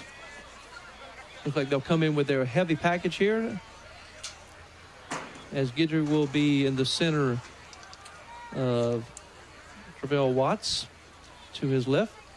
And he'll give the ball to Watts, and he will be met and brought down. Good job there by the Wildcat defense. If he runs that zone read again and just keeps it, he's walking into the end zone.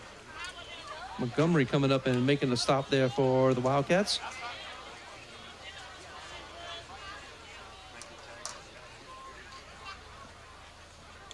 Losing a couple yards there. It'll be second down and goal from the 5-yard line now, as Slidell looks to put some points on the board. The Wildcats lead this scrimmage 13-0.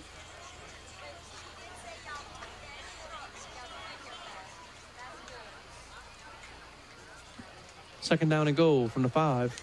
They'll go straight T formation again. Get the calls for it. Watts again puts the ball on the ground, bounces right into his hands. And does he make it in? No, it'll be short. No, one says stop, and one said touchdown, and one said he was short. He sure did. And it should be the guy on the other side of the field. He had a cleaner look. All right, let's see. He's the one who spotted it short. The guy over here said touchdown. Yeah. So what did the mechanics tell us to do in that situation, Dan, when one guy says short and one guy says touchdown? Who do you go with? The white hat, you go up there and said, did you really see it? Did you see the ball? Mm-hmm. Yes, I saw the ball. Well, no, we're going with him. So, and then if they both say the same thing, then you just pick one. Usually you pick the most experienced. Yeah, there you go. Here's a quick handoff and in for a 1-yard touchdown for the Tigers, and that will be Travell Watts on the score, which make this a 13-6 game. 1-yard run.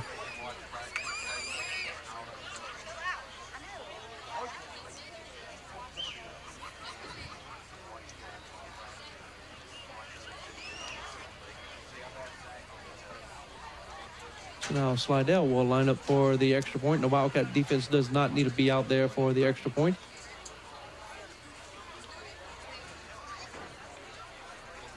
Is this a barefooted kicker? I believe this might be a female. What's her number? Oh, their number. I believe it is. Number 11? Number 11, and the kick is up, and it is good. Mia Decker. Yes. Yeah, it is going to be a female. Miss Mia Decker kicks it through to make it a 13-7 game. Good for her. Yeah. Slidell always has a very strong youth soccer program, so, sure they'd have a pretty strong kicker most of the time. Okay, we're going to take a break as both teams have made their way to the sidelines. We'll take a break and we'll come back for the quarter of play. You're watching Wildcat football. Did you know that North Shore Technical Community College has a new facility in Livingston Parish? Whether you are interested in starting a career or looking for a new career, stop by the campus to learn about electrical, welding, nursing, university transfer pathways, and workforce training programs. Financial aid counselors and instructors are available and ready to answer questions and guide you through the enrollment process. Affordable tuition, quality education, and a convenient location. Build your future at North Shore Technical Community College.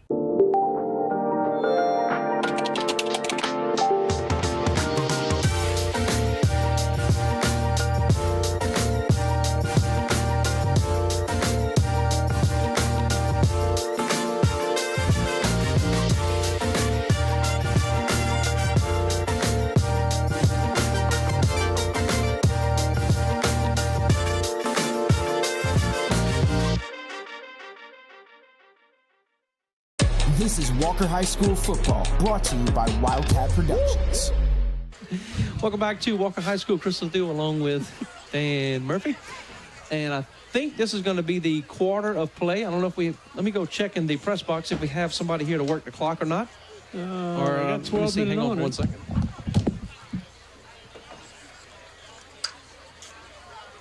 Hey, just keep it on the field.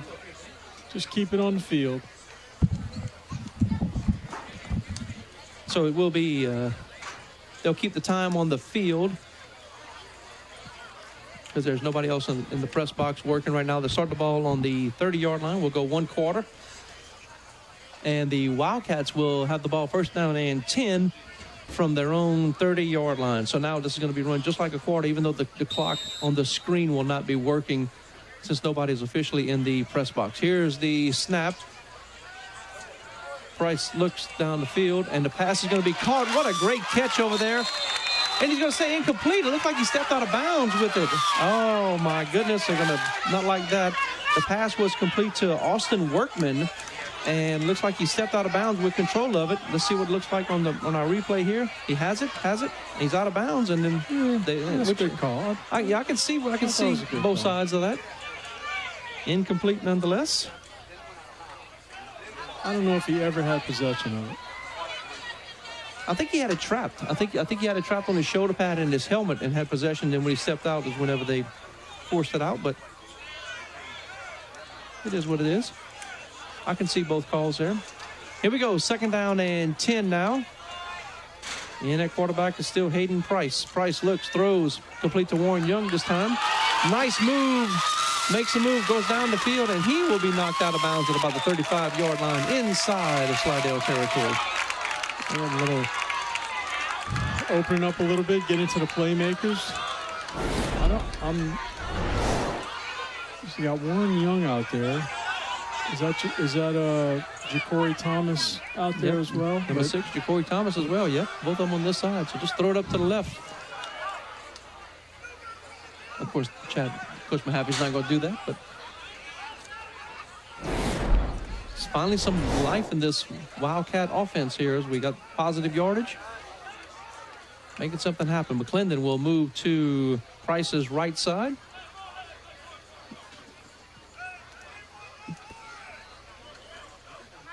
Thomas in motion. Here is a handoff, and he'll be met in the backfield and brought down is Ja'Cory Thomas, a senior. Very close to a horse collar there when you see the replay, right? On the camera angle. Corey Thomas gave that play away. He kind of started in motion a little early.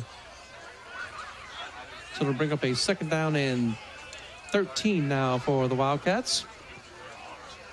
Ball's at the 40-yard line of the Tigers. Price calls for the snap. McClendon, nice dancing around move. Crosses the 35-yard line. Gain of about 5 on the play there for McClendon.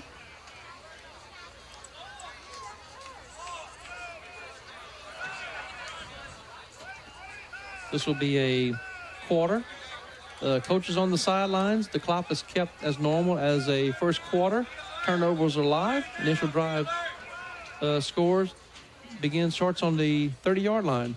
Price looks to his right, looks to his left, rolls to his left, looks downfield, throws, and a little bit behind his intended receiver.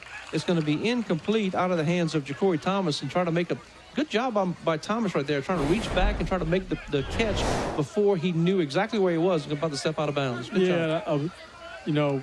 Tough play for a quarterback. Rolling to the left, trying to hit a receiver running that way. Just a very tough play. And Ja'Cory Thomas is very, very well guarded. So unlike the previous format, they can go for it on 4th down here. And if they do decide to punt here, it would only be a 15-yard punt as they cannot get pinned the 20-yard line. So the Wildcats will go for it here. See maybe a screen pass here to McClendon.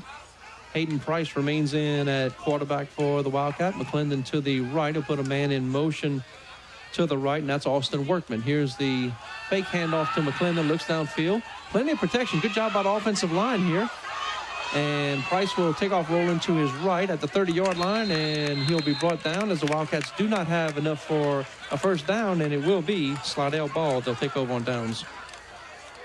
Yeah, he had plenty of time. Just when he starts scrambling as a receiver, obviously what do you have to do? You got to start running back towards your quarterback. They only needed 7 yards. Looked like all of the routes they had were deep. So it will be Slidell ball, 1st down and 10 at their own 30-yard line.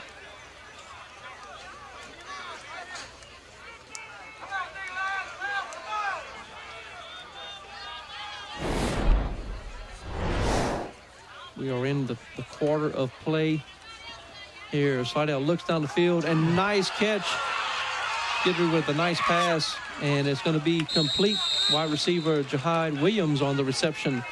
Very nice play by the Tigers there. Yeah, that was in stride, perfect pass. I like this quarterback. Good player. Williams almost dropped it. He caught the back end of the ball and was able to pull it in for a reception there. He's tried to stiff arm, and I don't know who made the tackle, but he was having none of that stiff arm. He just wrapped them up.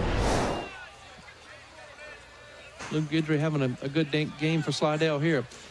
Here is the pass to the right side again, and it's going to be incomplete. A little bit of contact over there. No call made. No. Looks like there was a little bit of contact between Jaden Bordalis, but no call. I think of anybody. The offensive shoved the defensive.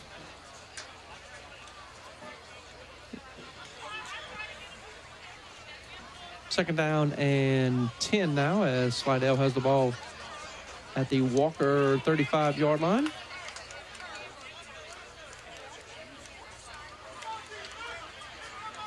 Normally we would have the clock working for you, but the clock on your screen is actually tied into the clock here in the press box. But no one is working the press box clock since this is a scrimmage. The handoff to Watts. Travell Watts tries the middle and tries to break it off to the left a little bit. I'm trying to track it on my phone a little bit. As far as we've got about 9.5 minutes left.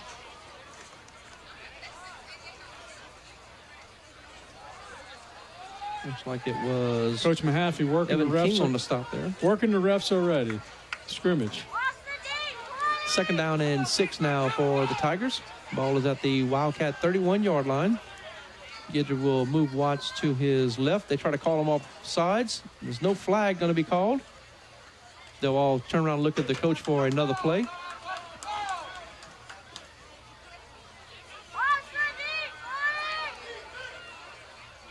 Second down and 6. Guidry resets them. Here's the play. Handoff to Watts. Met in the backfield and brought down. Pick number 92 on the stop there. First one there, Sam Ponce. That was the definition of gang tackle there.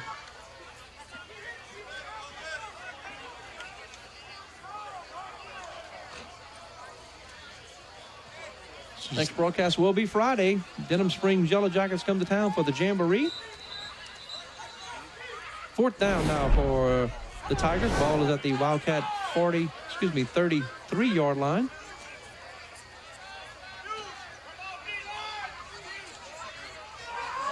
Pass is going to be caught on the near side of the field. That was caught by Colin Williams.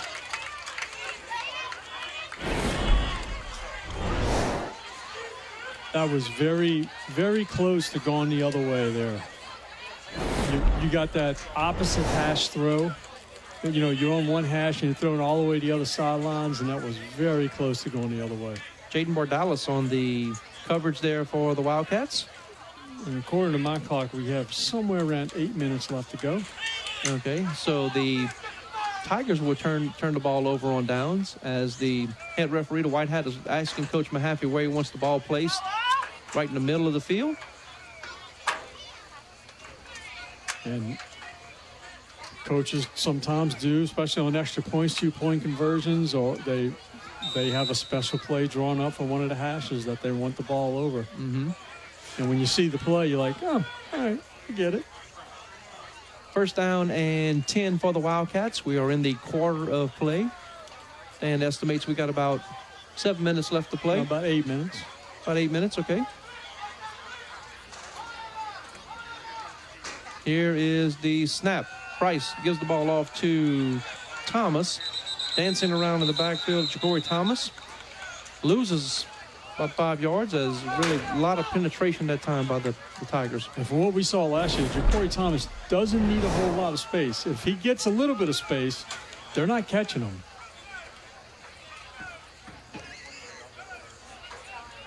We're extremely fast, as is Warren Young Jr.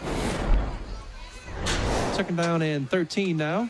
Low snap. Price gets it, hands off. There's Warren Young, makes a move. And good tackle there by, looks like number 1, Dwayne Mills coming up for the stop, as well as Will Davis for the Tigers. And they obviously know about the athletes on the outside, and they had a safety rolled up to the side of Warren Young. So as soon as he got it, he had 2 guys to fight off. Great textbook play there by Warren Young. Makes the reception, ensures the catch by tucking it in and then turning up the field. Now the ball's on the ground, and it rolls to Hayden Price as he picks it up, and it's going to be a loss on that one.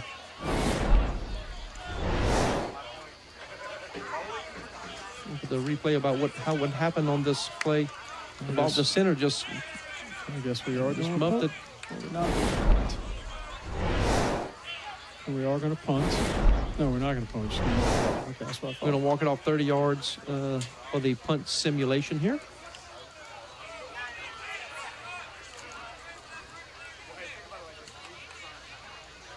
Tell you what, great job by this digital media class of bringing this to you. This is their first game too, y'all. So you're watching the game, and we appreciate each and every one of you watching on YouTube.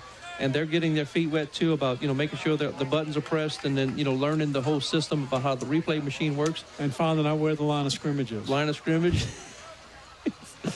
And then, anyway, they're doing a great job. And, of course, they'll just continue to get better and better. And, of course, every time you watch this broadcast, remember, this is 14, 15, 16, 17-year-old kids learning how to do this. And 50-something-year-old kids. And the 57-year-old kid. So it will be Slidell taking over first down and 10 after the punt. They'll take over first down and 10 at their own 44-yard line. Guidry in at quarterback will look to his running back. Watts, quick pass to the right side, complete to Colin Williams on the inside slant. Good job right there by the Tigers. Oh, guys. Closing in on 6 minutes.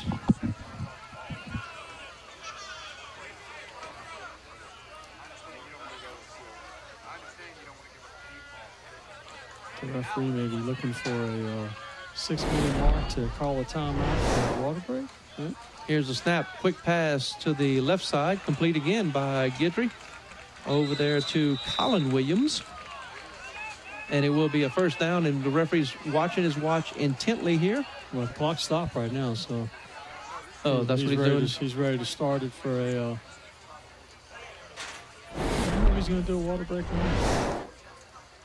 I got us under 6, but I may not be accurate. But he's watching his clock very closely. Here is the snap. Guidry drops back the pass, looks downfield, and he will be brought down. No, he won't. Little shovel pass over to Watts, across midfield. He'll go to the left, making his way, brought down at the 21-yard line. He was in the grasp. Little underhanded pitch right there. Yeah, little shuttle pass. Nice work. That's one of those ill-advised pass that went your way. So. Well, Watts seems to always be that person that's where he needs to be. So Coach Malta Scoble will be saying, nice play, don't ever do it again. No. Nice play. Watts on the handoff here. First down and 10 at the 21-yard line. And he'll be brought down for a loss. I told you in pregame, Coach Scoble and my sister had been best of friends for, I don't know, like 80 years. No, I put them about 98. I don't know if they're that old, but about 40 years. And she may be here. Either she's watching on YouTube or she's here. I know that. I told her about the broadcast. Guidry looks downfield, a throw out of the pocket, lobs it up, and it's going to be incomplete. That's pass interference on the offense, but no call is going to be made here. Because the wide receiver tackles the defensive. That was a duck. We'll have to, if we can watch it on the replay, we'll have to see if we got this on the camera angle. If you look at it, the defensive guy's going to make for the. Oh my gosh, Carson Rocker going up for the interception, and he is tackled before the ball got there, and no call being made there. Dan? It's a scrimmage. Scrimmage, okay. No, I probably wouldn't have called. I mean, I don't think that's why he dropped the interception. I can tell you that. It went right through his hands. That's why he's a defensive back and not a wide receiver. All right, I respectfully disagree with you. And I'm not trying to make a Walker call here. That's just the way I see it. So the way I see it unfold. Here we go. Guidry looks to make a move, makes a little dancing move. He's at the 15, and he makes another good move. And he is going to be brought down. Evan King on the stop there. And now we have a timeout on the field for a water break. We'll take a break with him. You're watching Wildcat Football on WLFT. Did you know that North Shore Technical Community College has a new facility in Livingston Parish? Whether you are interested in starting a career or looking for a new career, stop by the campus to learn about electrical, welding, nursing, university transfer pathways, and workforce training programs. Financial aid counselors and instructors are available and ready to answer questions and guide you through the enrollment process. Affordable tuition, quality education, and a convenient location. Build your future at North Shore Technical Community College.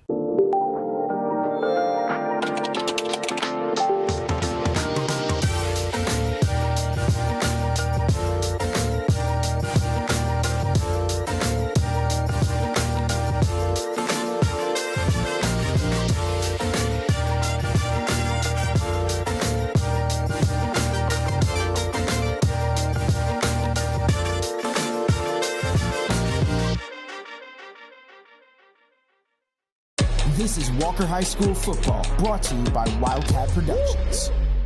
Welcome back to Walker High School. After the timeout by the Slidell Tigers, we are back to live action. Coming on the field late a little bit, Mason Stringer coming in late for the Tigers. 4th down and 1, ball's at the 11-yard line. We'll call it the 12-yard line. They got to get to the 11 for a first. Guidry checking with everybody, making sure they're all on the same page.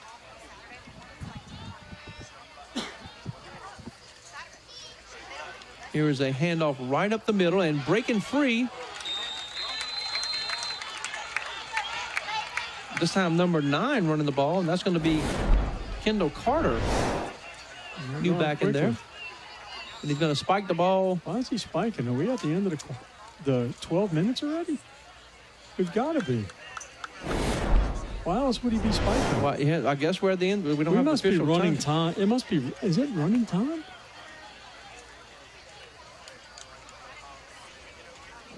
It doesn't say it's trying to figure it out as it goes. It's running time, but it can't be running. I don't know. This is a strange one because I had us about 4.5 minutes left, but I guess I'm not right. Which means Slidell is going to go for it in the end zone here. If they're spiking the ball, they're trying to conserve time then. Yes. 2nd down and goal now. They go into T package. They'll give the ball a handoff again. Trying the left side and not making it there will be Kendall Carter. On 3rd down. 3rd down and goal now. You gotta sell out, or you might have a quick move to the outside and a slant on the inside here. And there it is. There's a slant on the inside, and it's in the end zone, and it is complete for a touchdown. It's going to be touchdown Jahad Williams. So that's coming a mile away. 4-yard touchdown catch.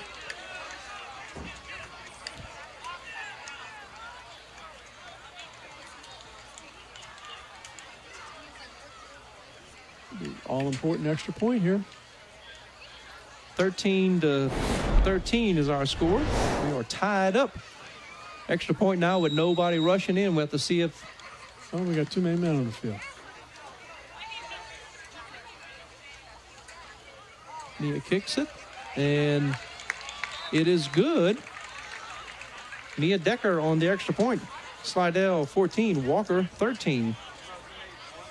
And not sure about how much time is left in this first quarter of play, but Slidell takes the lead on the kick. Tigers 14, Wildcats 13. That's a strange one. I didn't think my clock was that far behind. I was keeping up with the dead balls, and wow.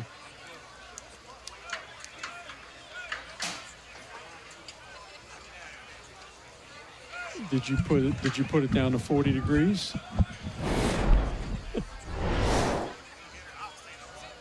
It's like calling a game with my wife.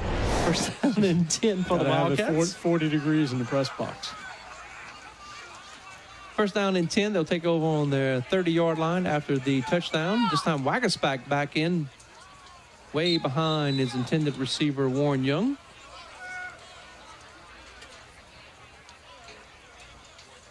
You got to get these athletes with the ball on slants or something quick that they can break something quick. crossing routes is great, but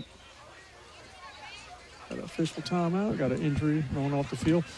These crossing routes are great, but it gives the defense too much time to make up. You run a quick hit or a quick slant, you break one tackle, and you're gone.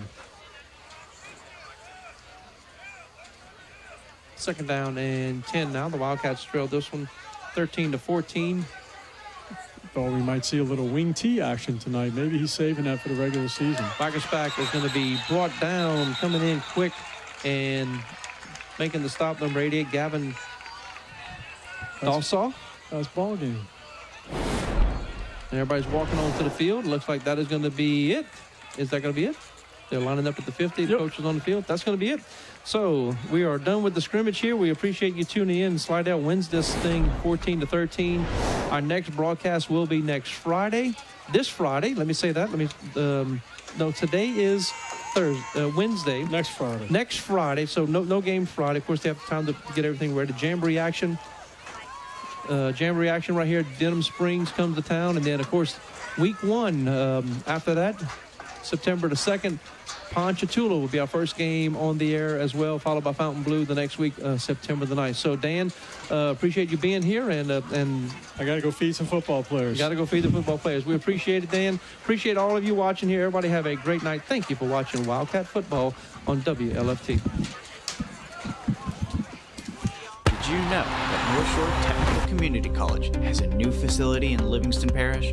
Whether you are interested in starting a career or looking for a new career, stop by the campus to learn about electrical, welding, nursing, university transfer pathways, and workforce training programs. Financial aid counselors and instructors are available and ready to answer questions and guide you through the enrollment process. Affordable tuition, quality education, and a convenient location. Build your future at North Shore Technical Community College.